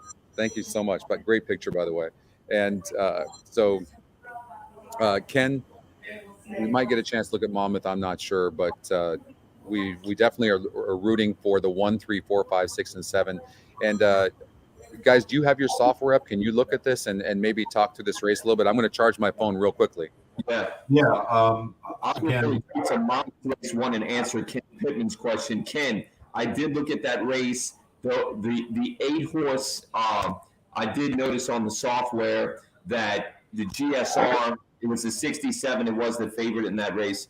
But I think the 2-horse would be hard to beat with the win rate of 39%. Scotty's pick, in that race. I kind of agree with the software. But if I'm playing a tournament or maybe like a win place bet, I would certainly consider the 8 to answer your question before we go to Saratoga. Real quick, Scotty, obviously using time form and your solution. Craig does a great job of dictating pace. He's got the 3 as lone speed, and then your GSR's got the 3 just towering over this group. And obviously, I'm not inventing the wheel here, but it's Luis Saez, who's outside of Joel Rosario. I think he's the strongest rider down the lane that we have. I think the 3 just wires them here. I wish I could be creative, but I just don't. What are your thoughts, John? I think the 3 wires it. I mean, when you look at the software I use, I'm on the 3 here. But when you look at EquinEdge, the GSR of 72, the EquinEdge morning line is 2-1 versus the morning line of 8-5. 21% risk profile is the 21% win rate, and it's Scotty's first choice. So it's hard for me not to take the 3 here. Scotty, go back to what you just did here. If you're controlling that, is that like a pace? Yeah, we're working on a simulated race, and it's here's the thing though. I want to say this: the time form speed numbers are very, very accurate. This is getting there. We're creating a pace number right now, not a speed number, but a pace number, and but it's suggesting that maybe the 3 can't clear. Man, okay. I guess we're about to find out. And you were right. I guess I'm ahead of you, Scotty. The 3 did not clear. The 4's right there with the 3. This could compromise him tremendously. And the 4 is, we talked about the 4, No K No, who's got a low GSR. And I put a note that maybe this 4-horse didn't want dirt. I put a note, strong note, don't bet this horse, but it was a second Scotty pick. And we'll see. But I mean, Saez did clear and he's on the lead right now, but it looks like the 4 is running pretty easy right now. And here's what happens. You're getting odds on a horse like this only because people can't read this horse going on dirt. They don't know how to make of this horse. So this is where the tool can really help you. And here comes the 6-horse at 9-2. I think the 3 and 4 dueled themselves into submission. Now the 6 is all out, but I think the 3's toast. You can see Luis Saez really working on this horse. And this 6 horse now I think there's a horse from now. Well, we'll see what happens. 5 horses coming at 5-2.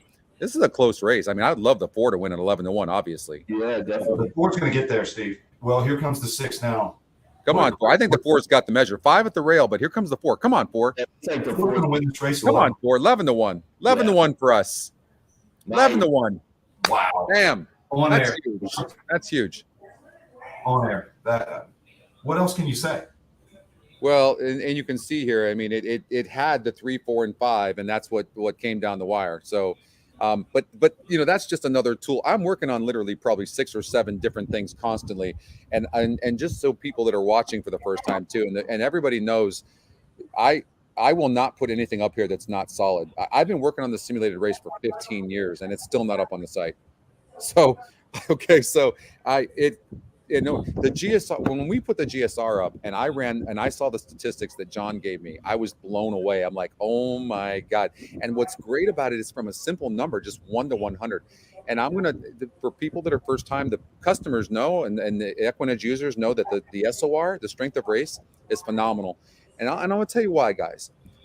When you're looking at past performances and you see the names of 3 horses that finished first, second, and third, how does that help you know how strong a horse is? Because you might have a horse that went gate to wire winning by 10 lengths, but what if he faced a 40 SOR and the horse that lost by 10 lengths faced a 60 GSR or 60 SOR, right? It's all about the competition. It really is about the competition. That's where Shu and I will disagree a little bit. But I'm a big time pace player. I'm just not a speed and time player. Yeah, and I can't. What can I say at this juncture, Scotty? You just picked one shot on the air. So no. But pace is important, Shu. You're absolutely right. It is. I've just seen enough statistics to know that time. I'll give you an example. I hosted a quarter show with Jose Contreras for a few years, and it was a great honor. And I just I still can't believe that they put me in that position. I learned a lot from it, but. I was on air and we were covering a 110-yard race, me and Jose. And Jose is a big speed player. And we just were starting to get EquinEdge out. And I showed him the platform, and it showed this 7-horse horse that was in this 110-yard race for the first time going that short. It was a quarter horse race. And it showed the horse at 55% win. And there was 4 other horses in there that were lightning fast that had run 110 yards. And he didn't even use the class horse that I had. Right. And so I said to him, I said, well, what do you think? Do you think at 110 yards, the class matters? He goes, absolutely not. It does not matter. Look at how fast these speed horses are. Guys, the class horse broke in a 110-yard quarter horse race, broke 3/4 of the length last and won the race by 3/4 of a length.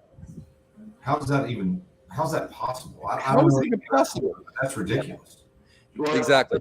And I'll say in this race, first I want to answer Cindy Playhorse's question. She asked if we shy away from any tracks like Woodbine or Tapatia. Wendy, we don't shy away from any track. Nah, but I'm going to look at this Saratoga 3. What's interesting, the software actually has the let's say the morning line was 10 to 1 on this 4, like Scotty was saying. The EquinEdge morning line is 4 to 1. That's the best value in this race, because if you look at the 3 that I really liked, the morning line was actually 8 to 5, and the software had it at 2 to 1.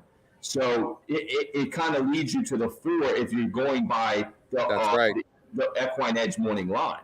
Good point. That's a really good point, John. Point. Look at that. 10 to 1 on the morning line. Tell me people aren't influenced by the morning line. But here's an interesting thing. 10 to 1 on the morning line. Went off at 11 to 1. It had a 17% win. Ours was 4 to 1 in the morning line, and it was also Scotty's second pick. So you've got 3 different algorithms that are saying this horse deserves a strong look. Forget my note. I'm embarrassed. I'm just going to eliminate my note because you guys don't even want to see. Look what my note says. Really finished nicely, but only bet this horse on turf. Okay, wrong. This is a terrible note. Terrible note. That's gone. And luckily, I talked about this on the show when we were putting this pick 5 together, and I'm like, you know what? I better be careful here because there's too many metrics that are pointing towards this horse being a horse that you have to consider, and that's exactly what happened. So that was such a great example. Wow, that was perfect timing. And 25.80, by the way, to win. This is where we're learning the software. I mean, I just noticed that just now. With the EquinEdge morning line being 4 to 1 from 10 to 1, and the risk profile actually went the other way with the software. So I mean, these are things we're learning, and that's how good this software is. I mean, it's to pick a horse like that. I mean, you're playing a horse tourneys tournament or Derby Wars or wherever you play, and boom, you're getting over 30 points for that. Yeah. These are the kind of horses, Scotty. And John knows this from a tournament play standpoint. These are the horses that win you tournaments, and they are. the That- longest, I think it was the longest shot on the board.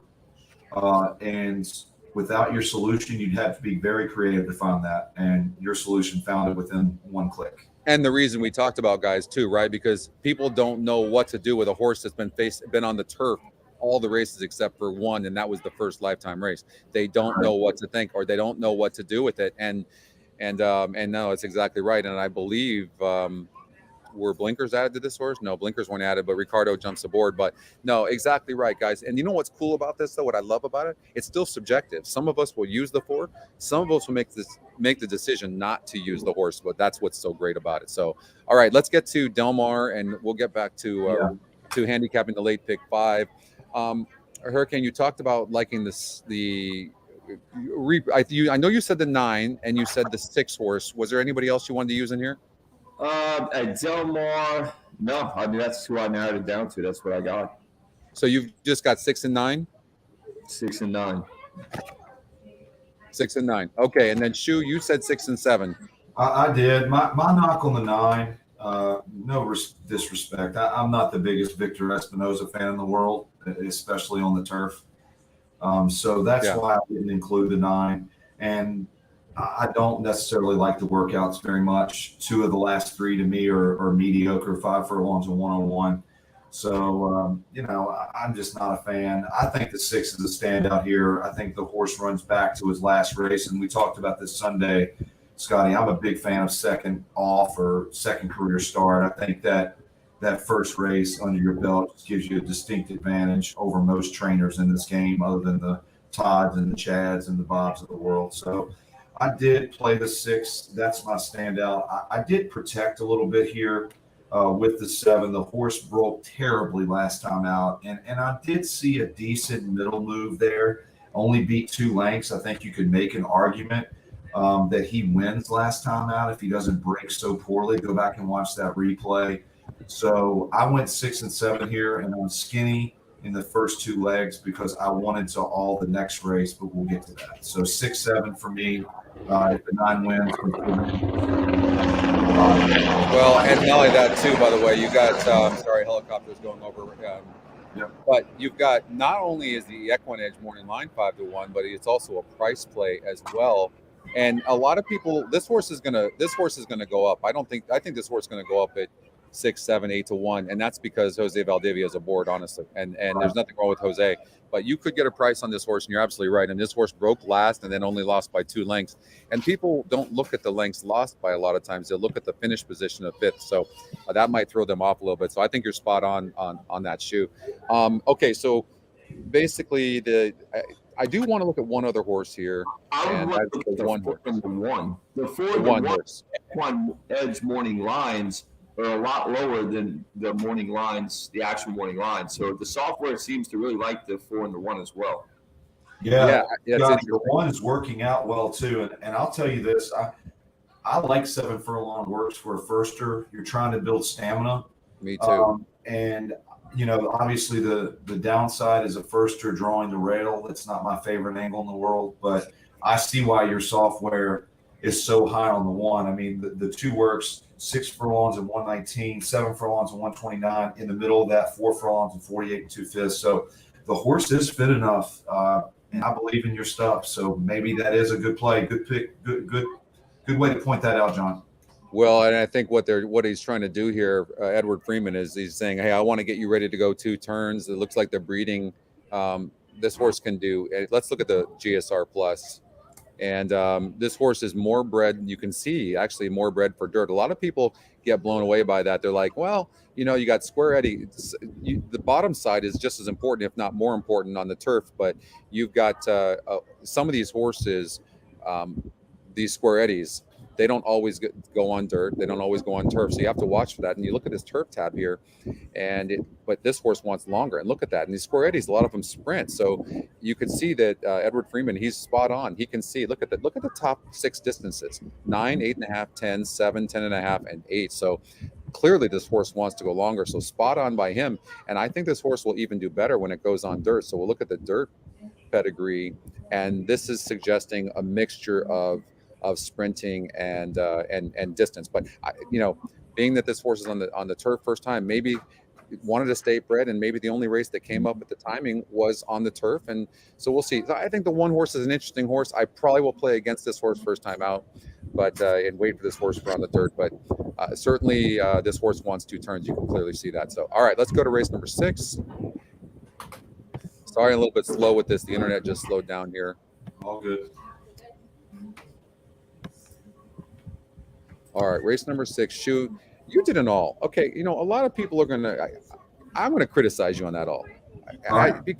Okay, look, I eliminated the 1, 6, and 11. It's now, by the way, too, it's come back to bite me in the ass too at times, because I had a race where I covered 9 horses of 11 in a race, and the horses I left out came in first and second. So I guess, and I'm busting your chops a little bit, but some people would say, well, you didn't really handicap really good enough or hard enough, and so you just said, what, I'm going to be lazy and I'm just going to throw an all in there. Why did you feel like you needed to do an all? And maybe you did do that. Maybe you're like, what, I don't feel like going into detail on this. It looks like a wide open race, so I'm just going to throw the all button in there. It's not laziness at all, Scotty. I think that there's a plethora of ways to go in here.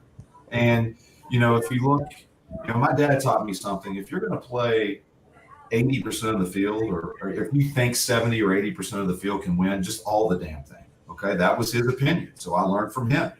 Yeah. If you go to your GSR, obviously the 4 is a 73. Then look how many horses you got in the 60s there. Okay. So I thought a lot of these horses, I was impressed by their first race, or the 1.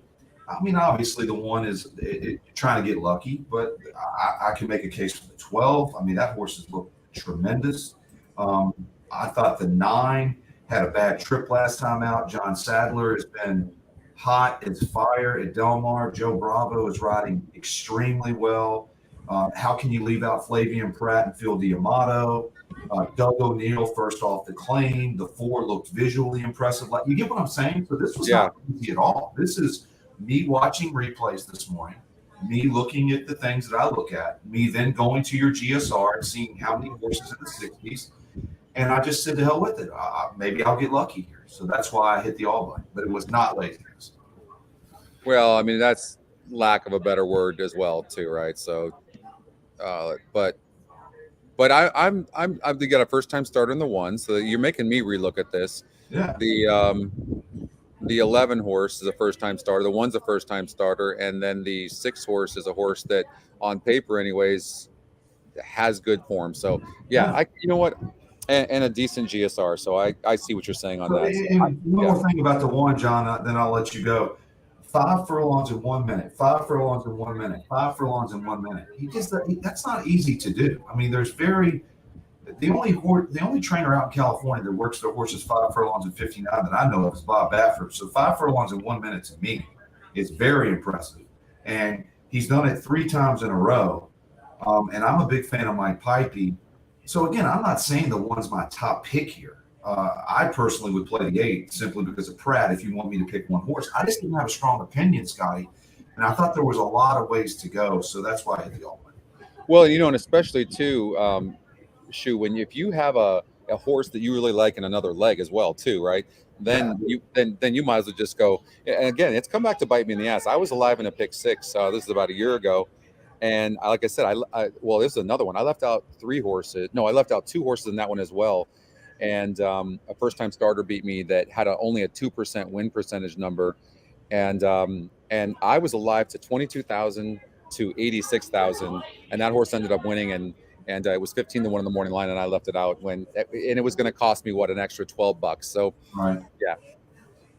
But John, what do you think in this race number 6? I gotta give y'all credit. Y'all nailed it. I felt that it was a wide open race. First when I looked at it, I looked at the 2 horse Dogzilla.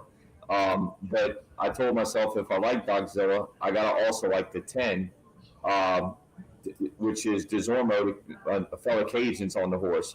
The 10 closed well enough in that race, so I'm kind of leaning towards the 10 in this race on a price, but it's a race where I feel that it's wide open, so I can definitely look at the 1 and the 11, the first time starters, because this is the type of race that they could come out and win and not surprise me in the least. But the two seems to me be the horse for me. But if I'm playing a tournament, I'm either going 1 or 10 because of the fact that, or actually, I shouldn't say that. I'm probably going 11 because I'm an 11 player, but I'm either going 10 or 11.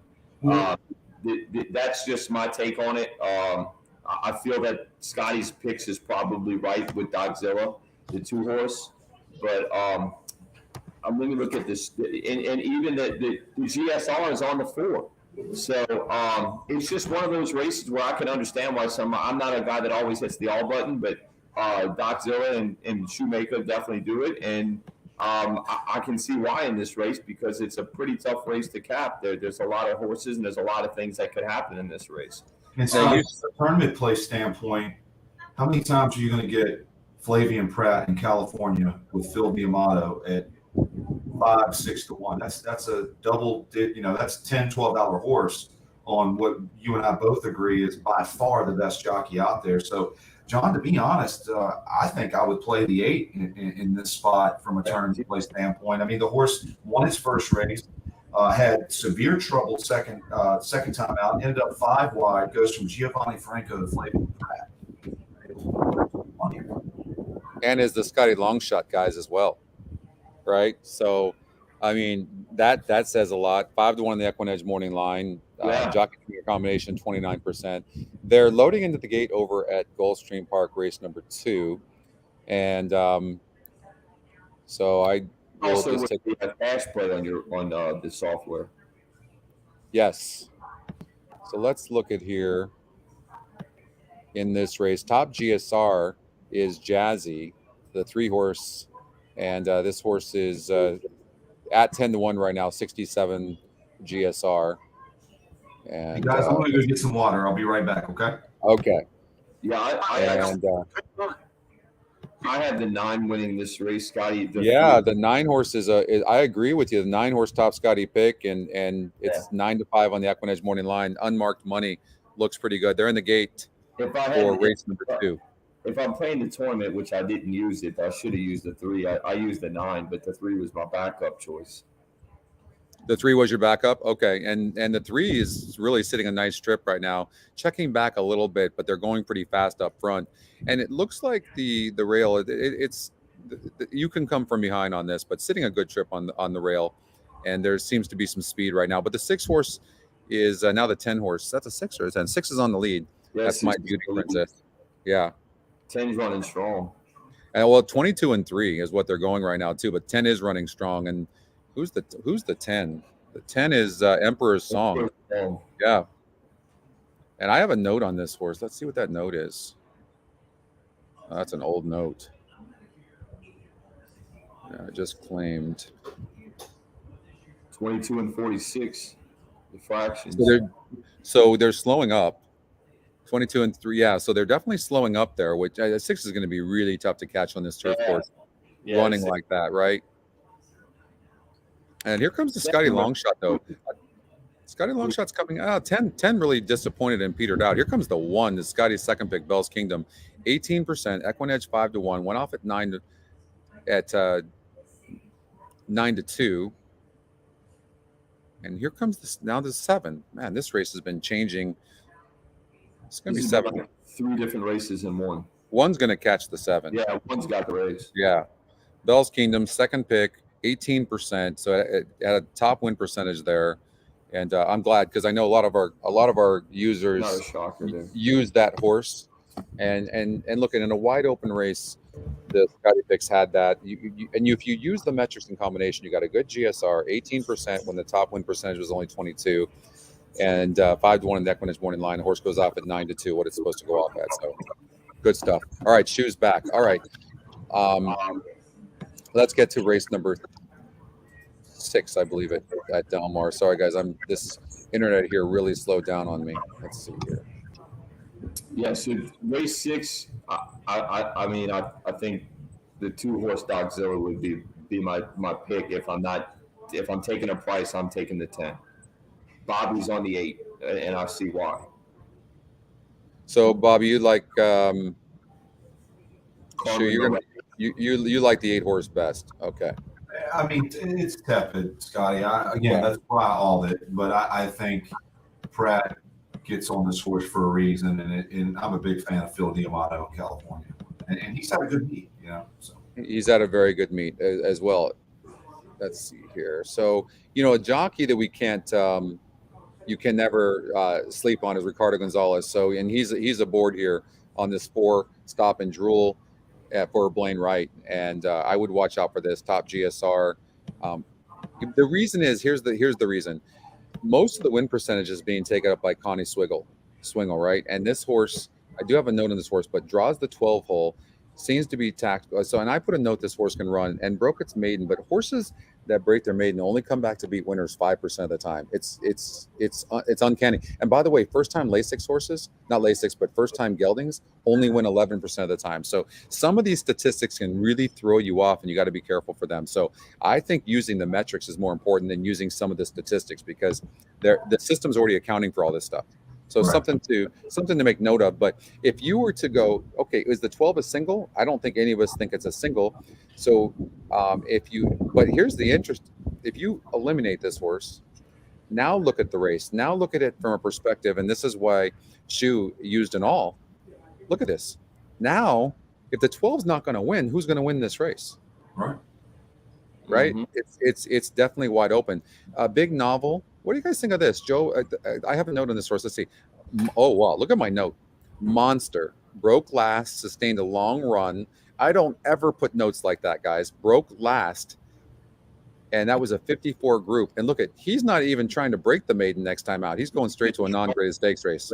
And the horse is working out like a monster too. And as I mentioned, referencing Sadler and Bravo. How many races do we see Bravo win at the NHC? So you may be onto something here, Scotty. I think this horse is a big time player, and I certainly respect John Sadler in California. Guys, there's not much in here. There really is not much in here.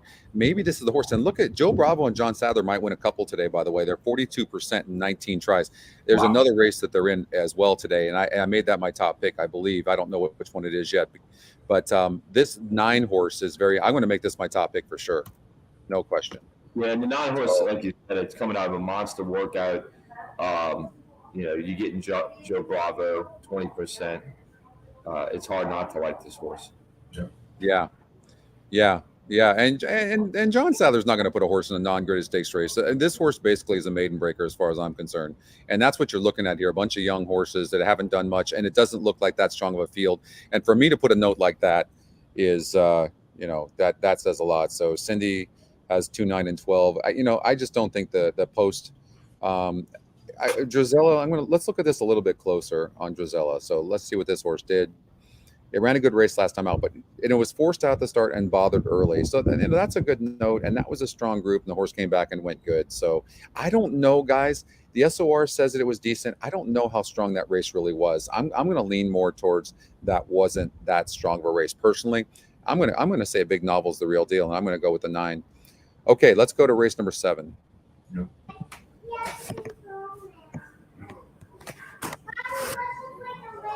Yeah, in race 7, I think your 5s is definitely has to be considered. But for me, I look at the 7, get on the bus, and I'm getting on it. $340,000 they paid for this horse out of Uncle Mo.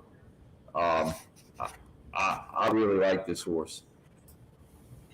Yeah, the 7 horse. The 7 lifetime races: 1 win, 1 second, 1 third.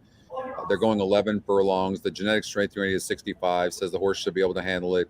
Got a 3rd place finish. Went off at 19-1. Coming back against the same group of horses, but Hurricane, you're on the 7.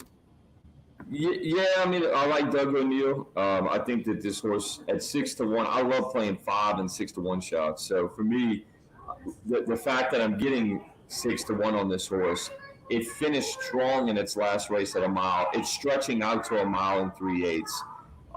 It had a nice late rally. It is an Uncle Mo horse, and I'm getting the same jockey who's familiar with them. So that's my pick in this race. If I'm trying to beat the 5, I think the system seems to like the 5. I agree with it, but the 7 is the horse that actually has a 15% win rate, which is the second highest win rate on the EquinEdge software. Another wide open race. I mean, look at this. The top win percentage is actually 20% on a horse that EquinEdge has at 15-1 on the morning line, the Insider Apple. This just goes to show you how wide open this race is. And that horse broke 10th and only lost by 5.5 lengths. First time against winners. Now, coming back in an easier level than what it faced last time out. Good trainer in Jeff Mullins, Mike Smith. And that horse was 7 wide on top of it. This horse ran huge. And often, first time against winners, horses don't really run that good. This horse, guys, has way more talent than what's appearing on paper. I don't want to talk smack about Mike Smith, but on the turf, I mean, what he's doing, he's breaking these horses good and then just sitting and making a run. Going to need a lot of pace, but Cider Apple could be the long shot here. Yeah. I like that. I like that horse too. I mean, obviously 20% win percentage on the software. Nothing's lining up here, right? You got Reina de Sol, you got England's Rose, you got Lady Noguez. Get on the bus. I mean, there's no difference between a 65 GSR and a 67 GSR, as we know, right? So, So you got that. Then you have wide open win percentages. You've got the 8 horse, who's the Scotty long shot. You got England's Rose, who's the top pick. But I'm guessing that the points on this, even on the Scotty algorithm, it was really, really close, and it had to make a decision, and it puts England's Rose on top. But the EquinEdge morning line, here's the thing, though. I will say this. A lot of people are going to spread in here. And you have the top Scotty pick, 3-2 on the EquinEdge morning line, and 67 on the GSR, which is tied for tops. Maybe in a wide open race, guys, so you can spread in other races, there's probably not a lot of people that are going to single England's Rose. And I know, Shu, you like the 5. Talk about England's Rose, and maybe this is a single. Yeah, I singled the 5. I respect John's opinion on the 7. I think it's a 2-horse race between the 5 and the 7. And I know I was a little bit critical of Victor in the last race, but he's ridden this horse 2 consecutive starts. This horse is 3rd off the layoff. For how I calculate things, I think he's, from a speed figure perspective, I think the 5 is a standout, and I love 2nd and 3rd offs. I respect John Sherris big time, especially on the turf. So we'll see if I get lucky here. I'm definitely sweating the 7 at a very, very good number, considering 2 out of the last 3 starts from the horse. But I took a chance here, Scotty, because all of the race I didn't have a strong opinion about. I definitely thought the 5 is getting faster and faster, and I expect this horse to be better than last time out. And if she is, then I think, in my opinion, she's going to win the race. And I'm just hoping that I can catch value in the previous race, so this pick 5 ticket ends up actually paying something that's considerable. And I want to make another point, guys, too, on a horse like this. So you have 3rd off a long layoff, and this horse has got a win, a 2nd by a head, and a 2nd by 2.5 lengths against a bunch of horses. And by the way, all 5 lifetime starts broke last or close to last. So this horse, but here's the thing. She moved up in class in that last race in that optional, claiming a 40, which is coming back at the same level. And she's just young. She's learning. Yeah. Right. So you can just see, I can almost see it. You can just see that it's almost like, I'm not a Beyer fan personally, but the one way I did use the Beyers when I used to read the form was the improving pattern on the Beyers. Right. Yeah. Well, you're almost seeing that right here. Look at that. 50, 58, 66. And she's handling all of this. And arguably the SOR in today's race is a 60. So arguably this is an easier field than what she faced last time. So I'm for sure making the 5 my top selection in this race. So I agree with Shu. And I think the 5 is coming up to a really bang out race. Yeah. Another thing I want to point out, Scotty, if you don't mind, on the software, this is how good it is. There's a lot of times where I'm handicapping a race. I don't have much time.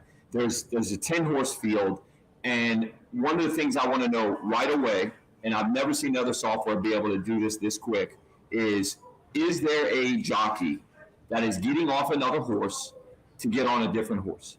Where can I find that information as fast as possible? And the software allows you to do that. You simply just click jockey trainer. And in this case, there wasn't a horse a jock that's getting on a horse to go to another. And I was able to answer that question that quick. So this is the perfect example of a field where you have, more than 10 horses, and you can get a question answered that quickly for you. And also, by the way, see what is the jockey trainer combo? What's the winning percentage? And that's how great this software is. And just another example besides the ticket generator that we haven't seen before. Yeah, no, you nailed that too. And if you look here it is, right? Race number 8, you can see now anything in red. Remember, anything in red means it's a first time occurrence. So Jonathan Wong takes over for the 4-horse Scabbard, and Peter Miller takes over for the 10, and then Rafael De Leon takes over for the 5-horse. Also, if you go to changes, right, the tab right next to jockey trainer, you can see Jonathan Wong claimed this horse for 20,000. Peter Miller claimed the horse for 20,000. Blinkers are added first time. If it's in red, it's a first time occurrence, California Street. And of course, Rafael De Leon claimed this 5-horse Dark Prince for $16,000. So, but yeah, you can see immediately who gets off of whom. Sometimes you'll see a jockey getting off of 3 or 4 horses in a race. Plus, you got the jockey trainer combinations. So it's really important that people look at the changes column in the jockey trainer combination. That's why these tabs are sitting right there. And then if you want to get the GSR, genetic strength rating for this race, it's right here. But you can also get the average SOR, the strength of race. So you can see, like in this race, Taco Flavored Kisses faced a 76 group. The only time this horse went 7 furlongs on the dirt. So maybe, and has a good GSR. So maybe consider that horse.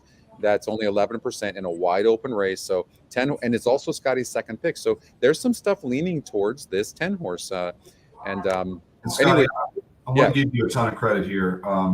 Thank you. Yesterday was the second time that I've used your solution in a tournament, right? And I'm still green. And like I said, I want to meet with you and Michael privately to really learn the ins and outs of this. I finished second in the BCBC qualifier yesterday, and I've got a chance today to secure my first ticket in the Breeders' Cup Betting Challenge, and it's because of your solution. And I handicapped an entire race card at Saratoga in about 10 minutes. So that out. The best. Well, it's the best. One, I'm stoked for you doing well, and we support you 100%, and we're going to promote this as well, guys. But it's really neat to see you doing so well, but also so fast. Like that's the entire point. Is, guys, you're seeing some of these old timers that are handicapping for a week straight for the NHC. Yeah. I mean, it's too much. It's too long. You got to have a life, and it's just too much. By the way, Saratoga's going off right now. I just want to stop real quickly and watch this race. A lot of us are alive to the 3, 5, 7, 8, 9, and 11. 3, 5, 7, 8, 9, 11. So let's watch this race. Okay, cool. Outside in 5th as they go into the clubhouse turn. And Ruse is the leader. On the outside is Catch That Party, who's running in 2nd. The front 2 have 3 lengths. On Count Frost, who is next in 3rd. Panther is in 4th, followed by Grape Nuts Warrior in 5th. Voliero is 6th. Austrian is in 7th at this point. So the top GSR, Scotty Longshot, is in the lead right now at 9-1 and running nicely. But it's really unfortunate that 3 is or the 11's pressing like that, because the 5 wouldn't have to be this forwardly placed. That's right. So the 5 was always live here. When you got a Scotty Longshot that's also the top GSR, deadly. And the 11, I don't know, the 5 is moving on, isn't he? Come on, Scotty Longshot would be huge for us. Catch That Party inside. Then 5 lengths. But the 11's been pressing the entire time, which makes it tough. Like, come on. Scotty Longshot algorithm's no joke, guys. Oh, wow, this 5's moving nice. 3/4 winning 111 and 3. Ruse is in front. Come on, girl. Come on. Come on. Stay up. All the way. Incredible. 11 just showed the 5 came in, 11 had to check up. Not good. Oh, man. Come on, wire to wire. You're going to get it. It's going to be That's amazing. Yeah. What's this going to pay at this point, Scotty? My gosh. It is good, but there's going to be an inquiry. But why? 5 can't seem to come out down the stretch a little bit. You're fine. No, I think the 5 won that race. I don't think you have any Scotty issue. Long, look at, guys. Look at this is live. Look at, first of all, if you look at this tab, the GSR tab, in 3 tries lifetime, this horse had a 2nd and 2/3 and a GSR of 71, and that's one algorithm, and another algorithm says this is the Scotty Longshot. I mean, insane. So good. Wow. So good. I got to see the head on this. They're going to 100% be an inquiry because the jockey on the 11 horse just literally pulled the horse up. So I don't know I guess how drastic it was. I would be shocked if there's no inquiry, but I want to see before we move on, Scotty. I want to. Oh, wait, I'm looking at the stretch replay now.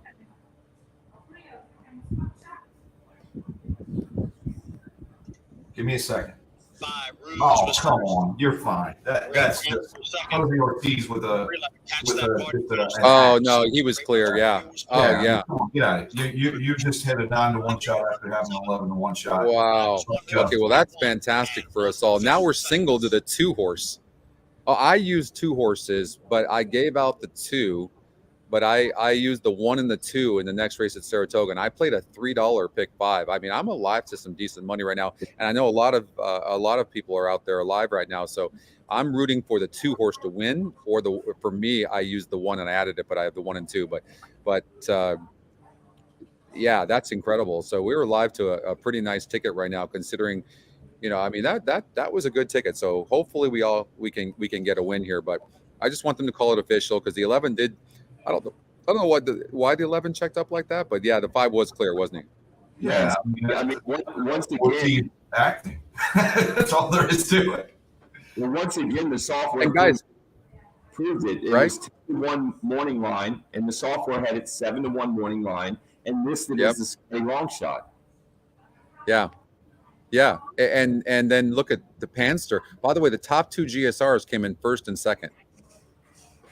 Yeah. You're talking about, I've often said the GSR is good at any distance, any surface, but 2 turns on the turf, the GSR is just ridiculously good. Ridiculously good. Irad Ortiz was aboard the 8 horse Panster. And I think Jose was trying to do an acting job to help his brother right? out. It wouldn't be the first time that we've seen those. No, 2. it wouldn't be the first time. Yeah. Yeah. Hopefully we're okay there, but I think we're good. They're looking at more than good, Scotty. You're fine. I But promise. how amazing when you look at these algorithms, guys, in combination of each other, like you can utilize these in seconds and feel confident. And you go, what if you see a horse like this and you're like, I'm using this horse. Whereas if you were just looking at past performances, guys, look at, and you don't have the GSR or you don't have the SOR, think about how long it would take you to find this horse. Of course. Yeah. You might find it. Don't get me wrong. You might find it.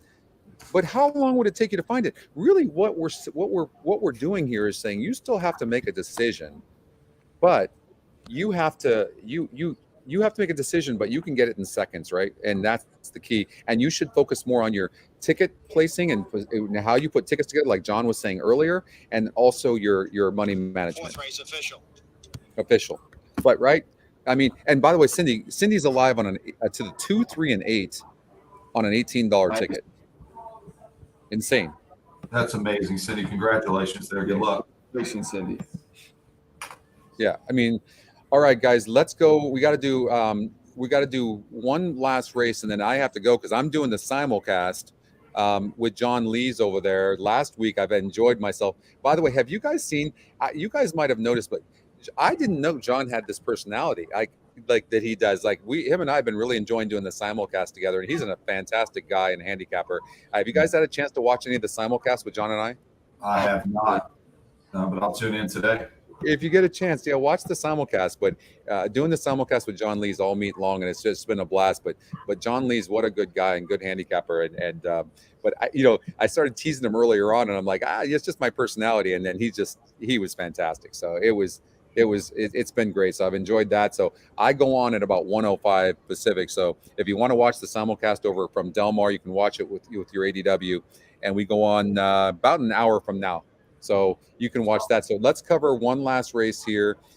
We've got race number 8. Shu, I know you like the 4 and 7. So I'm going to let you start off here with what your thoughts are on Scabbard. Yeah, I know that Jonathan Wong has had a tough meet for his standards. Steve talked about that on Sunday, but I do get Cedillo, who I am actually a fan of. I think there's a reason Bob Baffert rides him as much as he does. He has faith and trust in him, and I get Jonathan Wong first off the claim. The August 8th workout proves me he's fit. I know that he had a race under his belt after that. Then backs it up with another 4 furlong 48 work.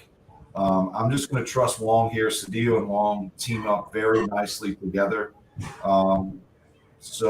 Yeah, I mean, look, this is a very, very tough race. To be quite honest with you, I think you could make another case to go very deep here. But again, because of all the baby race, I felt inclined to make a strong opinion here. So I think there's a lot to be desired with the 4.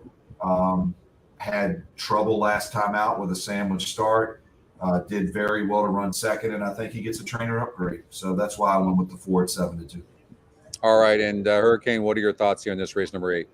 All right, so I agree with Bobby. The 4 would be my top choice. They, if you look at EquinEdge, the software, the GSR is at a 69. It's the Scotty's top choice. Win percentage of 22%. It checks all the boxes. The horse, when I use the exotics, the last leg of the exotic, I like to use a couple horses to give myself a chance. And when you're looking at your software, it kind of leads you to the 7, 9, and 11 because these are horses that morning lines are 12 and 8 and 15 to 1. That the EquinEdge morning lines are obviously nearly half that here. And, the 11's the Scotty long shot pick, but the 7 and the 9 I would certainly consider. 7 had a nice workout last, and that's how I looked at this race. Yeah, I want to piggyback off what Hurdy said about the 7 California Street. We alluded to our respect for Rispoli earlier.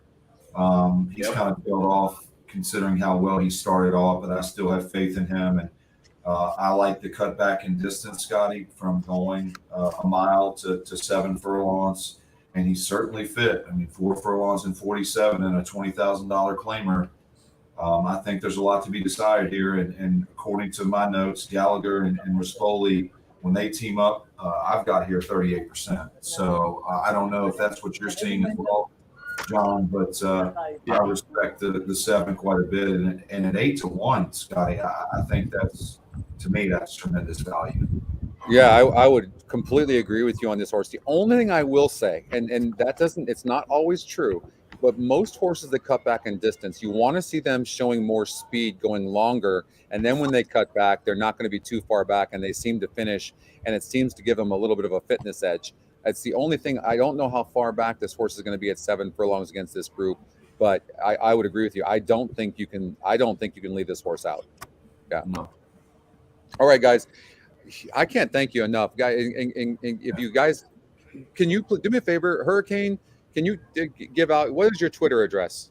Yes, that's why you said that. I was thinking the same thing. It's at NOLAGistics, NOLAGISTICS. So NOLA, like logistics, NOLAGistics. Okay, and Shoe? 2-turn turf races, the number 2 turn turf races.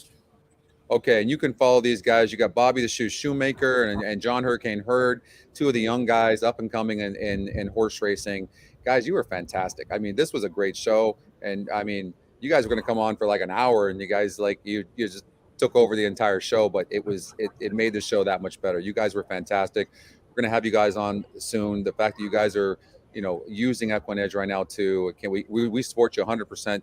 We're going to keep in contact with you, and I know this is just the beginning. So thank you guys for coming on, and good luck this weekend, okay? Yeah, we appreciate it. Hey, thanks for the swag. Hey, You got it. And by the way, too, they are part of Team Who Dat, and you guys need some swag as well, too, because that is awesome. Yeah, and your cause is amazing as well.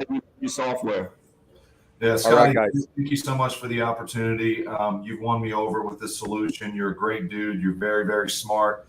And I hope Hurricane and I have the chance to be on with you again soon. This was an absolute honor, and I had a ton of fun. I could do this for another 6 hours. 1,000%, 100%. Well, you'll be hearing from us soon. We'll see you later, guys. Thanks, guys. Okay. Bye.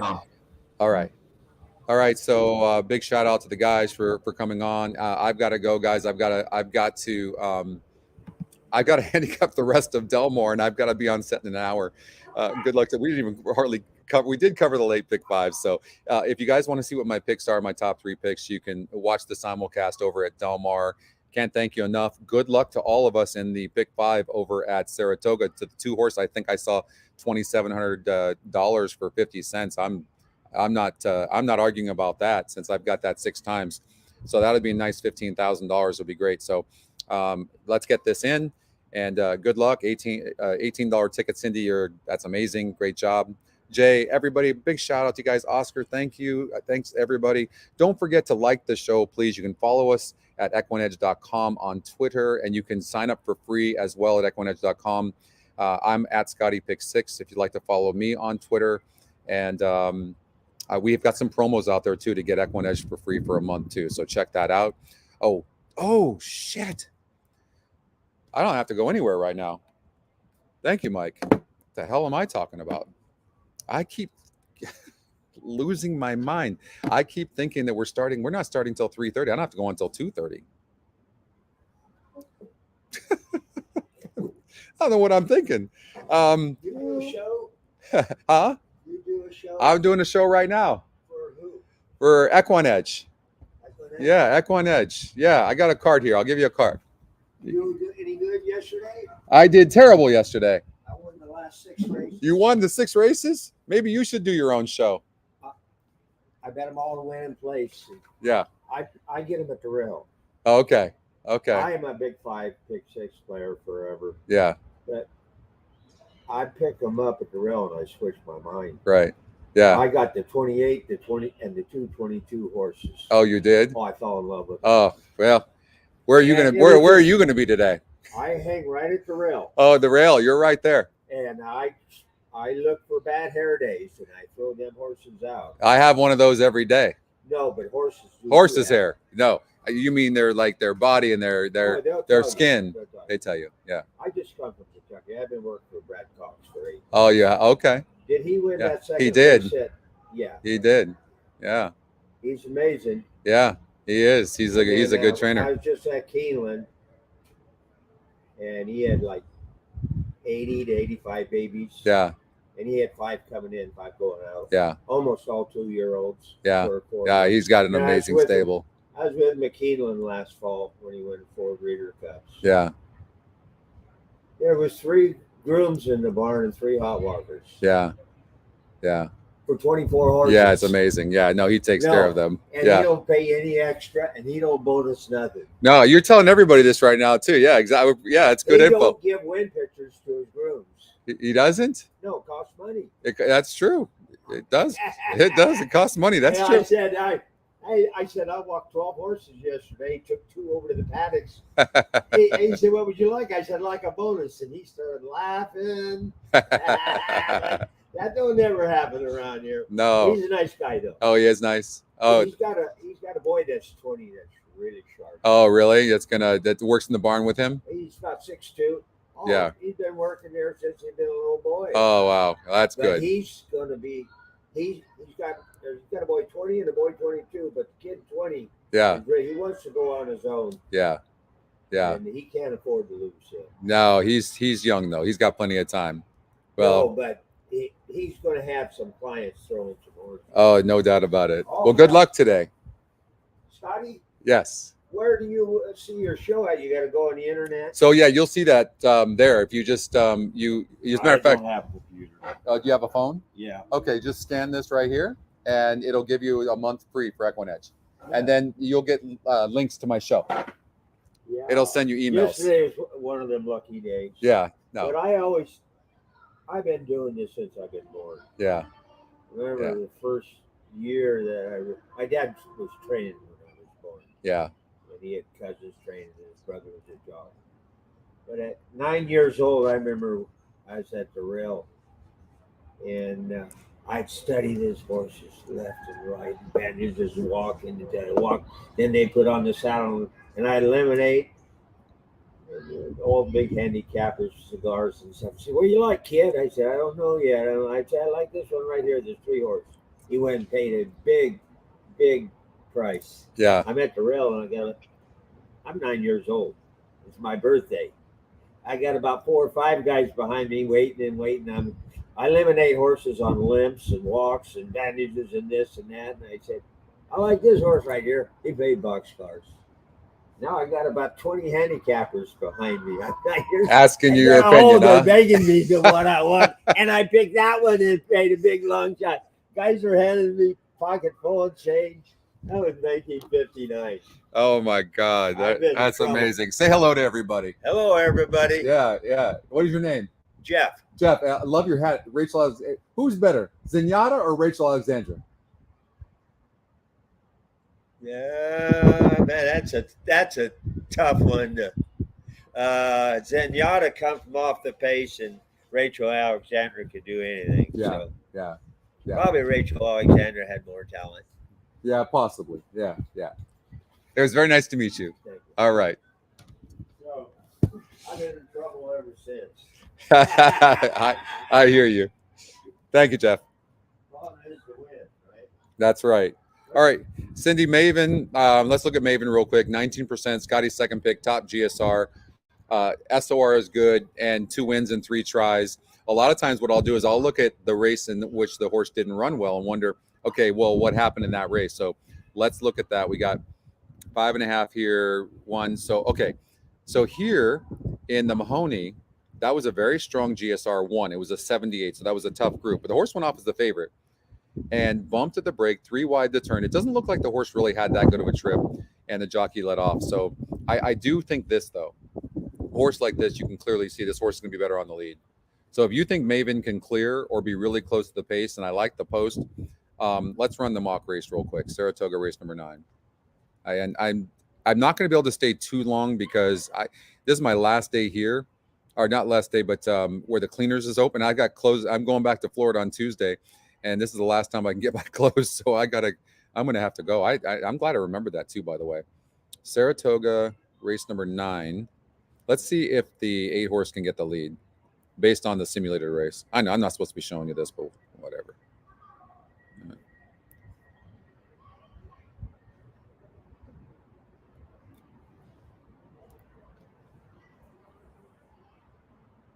So to me, it looked like she cleared. Call 1. Yeah, see, clear there. And even though they catch up to her, it looked like she cleared. And when she clears, she's tough to beat. So I mean, to me, you're using her. To me, 4 horses really finishing and is tactical, and there's the 7. So I would look at that, maybe the 5. I literally have no internet right now, guys. Like, it's terrible.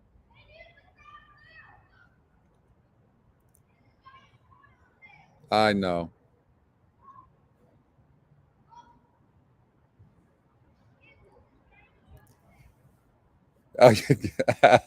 Go get them. I'm rooting for you as well. So it was 4, 5, 7, 8, but I think the 8 can go gate to wire. I would say absolutely. And the system came up with the 1 as a long shot, by the way, too. Interestingly enough. So it just depends on if you want to spread or not. But 1, 4, 5, 7, 8. And the system came up with the 3. But the 3 in the mock race wasn't there, was it? Yeah, it was right there. And the 1's really finishing fast. So I don't know. It looks like a wide open race. Yeah, you know what? Normally I don't have, everywhere I go, I have internet issues, but most of the time we haven't had these issues. So the 1 horse, many of the algorithms really show up that say the 1 is really live. So yeah, it looks like a wide open race. I'm 100% using the 8 because I think the 8 could go gate to wire.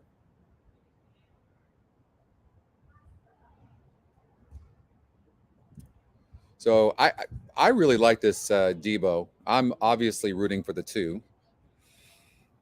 And I did use the 1 in mind, but we gave out the 2. So I'm rooting for everybody right now. Let's get this damn 2 to win this race. So that'd be good. We've got 10 minutes for this. I'm going to stay to the end of this race of Saratoga. And then I'm going to jet so I can take care of a few errands. But I've enjoyed being on the show with you. It was great having the guys. I mean, how great were Hurricane and Shoe? Did you guys enjoy them? I mean, I know they're probably watching right now, so just let them know what you thought of them, because I genuinely thought they were amazing. I don't normally like having a bunch of people on the show. It's just the way I am. You guys have kind of liked me alone, but I'll tell you what, they were fantastic. They were. And I was on the In the Money podcast today with Brady, and Brady was amazing on there. So yeah, but these guys were so good to see these young guys know so much about horse racing and talk about it like that. And it's really like exciting for me too that these young guys are starting to see what EquinEdge is. That's pretty cool. You could see they genuinely were looking at these stuff because a lot of times maybe they're not taking the time to really look at it, right? Because they have their own set way of handicapping where they've been successful. So all of a sudden they're sitting there using it and going on the show with us, right? And they're going, oh shit, oh yeah, damn, yeah, maybe I better look at this a little bit closer. So I think that was pretty cool that they saw that. But yeah, we need to give them a lot of love. They were fantastic. We've got a really big guest tomorrow as well, and excited about having this guest on the show. You guys will see that. Yeah. So, but yeah, they were great, right? They were just they were fantastic. I thought they were fantastic and very dynamic guys as well. Very polite young men. They've had some success early in horse racing. They're going to have success late as well, and we're going to support them 100% too, because they are the future of horse racing. They are the future of EquinEdge as well. I believe that. So we need these young people to be successful and do well, and they're going to keep this game going. But we also need them, like we were talking about, to be able to manage money properly and not just be, it's you don't want them to just be derelict gamblers. That's not what we're looking for. We need guys to be thought out. Based on what they were saying, it sounded like they made a few mistakes along the way, especially Hurricane, but it sounds like he's really gathered up and said, you know what, if I want to have longevity and success here, I've got to be more thought out on how I'm going to play, how I'm going to gamble. So also, please don't forget to like the show. That would be great if you don't mind. It's a lot of work for the team to put into these shows. Can't stress that enough. And when we get a lot of likes in there, it helps us with YouTube. And of course, there are other platforms where we're on, Twitch, of course, Twitter. So Gary, glad you're doing well too. How are you doing today? Are you feeling better today?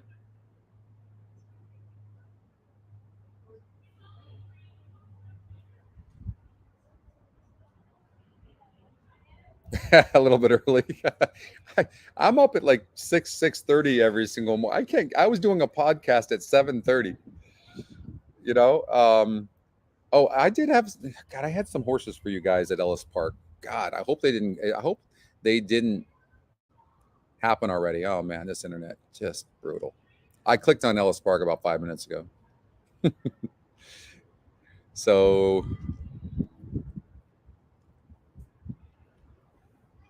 Let's see here. Good, Gary. Good.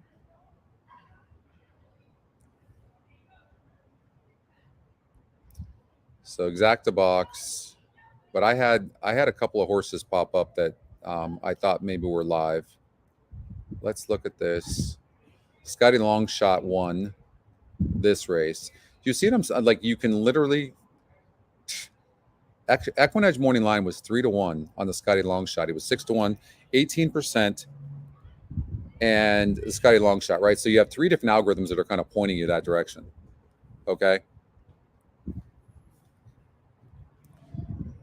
So I'm going to see if I can find. There was I think it's race 6, 1A, 3, and 4. Just look at those horses. The 3 horse Avisa, Scotty Longshot, 81 on the GSR and 5-1 in the EquinEdge morning line. If the 6 horse doesn't win this race, and likely will, look at the 1A, 3, and 4. And maybe you can do an exacta 6 over the 1A, 3, and 4. Maybe you can do a horizontal and just include the 1, 3, and 4. Because if you do beat the 6, you're going to get paid.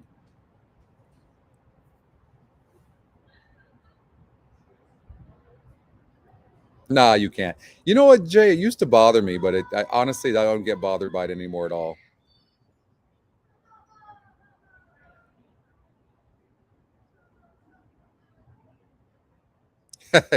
This is true. This is very true, Bill.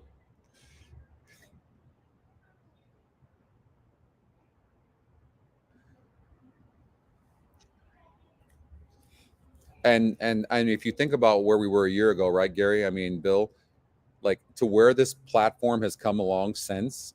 I keep saying this, but imagine what this thing is going to look like in a year from now. If you could see all the plans we've had. Now, we've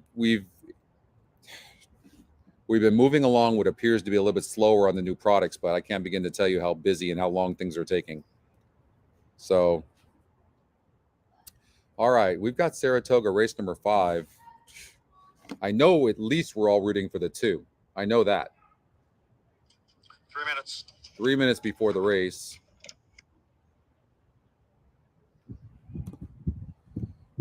I know I need the 2. I know that.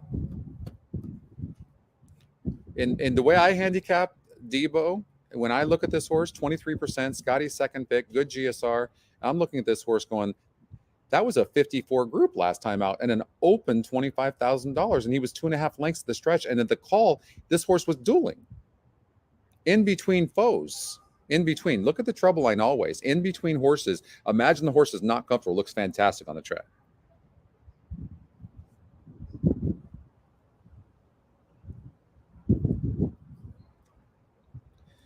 I felt like we introduced a ton of people to Sam Houston, Alex. I feel like we did. Like a lot of people did not play Sam Houston until we did our Sam Houston shows, but we don't have anything lined up with Sam Houston to do any shows. As a matter of fact, we did like, I think 7 weeks or something like that, and they didn't extend an offer to keep on doing it. So I don't know. And we did the show for Santa Anita, the Golden Hour, and we covered, that was great. That was successful. Many of you were playing that. And we've been doing the Del Mar thing, so we haven't talked to Santa Anita, but so far nothing lined up for Santa Anita and Golden Gate Fields. Of course, I'm going to do my show anyways. We're going to cover live racing, and I love doing that anyways. I love going from race to race and race and gambling with you guys. You know how I am. So at the very least, we're going to, by the way, I talked to you guys about classes, I think Tuesday and Thursday. You might want to go on intercom and talk to Mike, but I think it's really important for those of you that are new to EquinEdge, especially to join some of these classes. They're an hour long, twice a week, so you can learn more about how to use these metrics. Okay, so I'm hosting those classes, and so you might want to do that. Yeah. Remember the beginning shows? They weren't very good, were they, Gary? We've come a long way. I know. No, they were rough all over the place. Remember, I was always late showing the races. It was just terrible. It took a while to figure it out. And we're just going to continue to get better and better. And not only that, the team has gotten better and better too. So I like to blame them. I like to blame Mike. You're not making me look very good, Mike. So I'm pretty sure I did many times. But these guys are working very hard. We've got an amazing team, and the team is growing. All right, so in case you're just joining, we are live to the 2-horse at Saratoga. I did throw the 1 in there as well. So I'm alive to the 1 and 2 in the pick 5, and I've got a $3 ticket. But I gave out a ticket singling the 2, who is now the favorite in the race. And I truly do think the 2 is the best horse in the race. It was definitely. Uh-oh. Here on the advice of the track veterinarian, the stewards have scratched number 5, Papa Smooth. Okay, that throws a wrench into stuff because the 5-horse, many people used it. Consolations. If you wagered on number 5, Papa Smooth, you're getting the 2-horse right now. in the pick 4, the pick 5, or the pick 6, you'll move to the post time favorite. Yes. Number 5, Papa Smooth. The late we don't like that. We don't like that at all. That hurt. That hurt.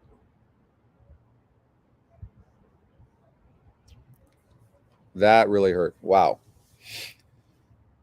It helps that we took out a contender who, by the way, I didn't like anyways. But that hurts.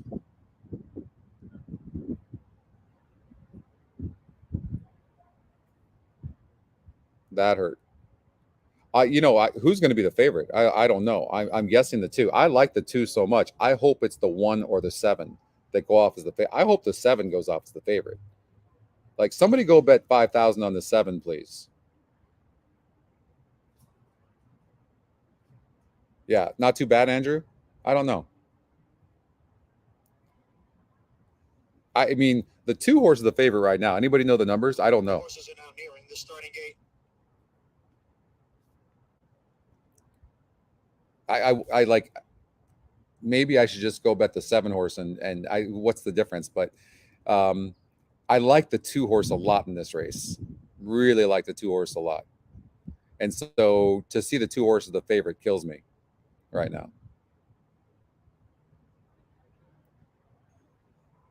But they're at the gate, and the 2's been staying steady. But 5 horse being scratched, I'm afraid to even go to another website with this, how slow my internet is. So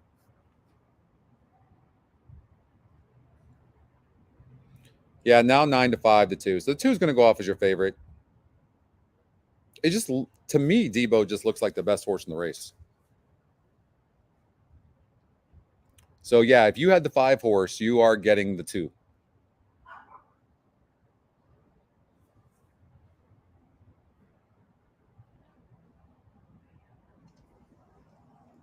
I don't mind front wraps first time. Front wraps don't bother me. Horses, many horses will run better because they're stinging themselves when they're hitting their hind legs. So front wraps don't bother me at all. All right, they're almost loaded into the gate. They're going 6 furlongs here. This is a $16,000 non-winners 2 lifetime race, 3 and up here in race number 5 from Saratoga.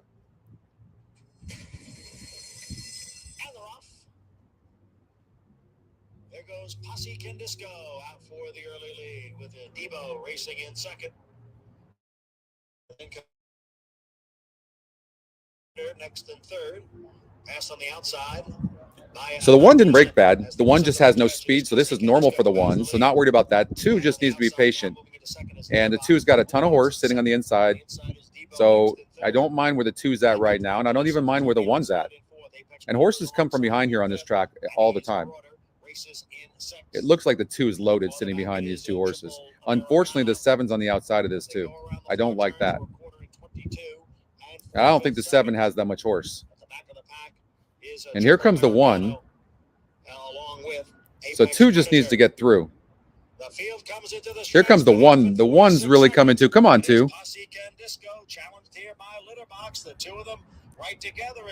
Okay, there goes the 2. And 2 is going to win the race. 5 was never going to win that race. Gosh, that's a drag, but that's good. That's a good hit for everybody. Great ticket. We did it. 5 horse getting scratched was unfortunate, but that's good for all of us. So that's great. So that's a nice hit. Congratulations, everybody. I'm glad the 2 won because I know many of you singled the 2 on that ticket. So that's good. I don't know how much it's going to water down the 2, but this horse looked like the best horse in the race by far. So that's really good. Guys, I have to go. I've got so much to do. I'm going to be back here tomorrow morning at 9:30. I'm going to have a special guest tomorrow as well. That's coming on tomorrow with me. He is incredible, as well as the gentleman that we had today. You're going to want to hear him. Very articulate guy as well. He's definitely the future of horse racing, and I think that he's got a big future in horse racing too, wherever he wants to go and do. So 8-5 off odds on Debo tomorrow. Back here Sunday and Monday as well. If you want to see what my top picks are at Del Mar today, go to the simulcast and watch that. Okay, I'm out. Kill it. Congratulations to those of you that hit the pick 5, and we'll see you tomorrow morning at 9:30. Okay, have a good day.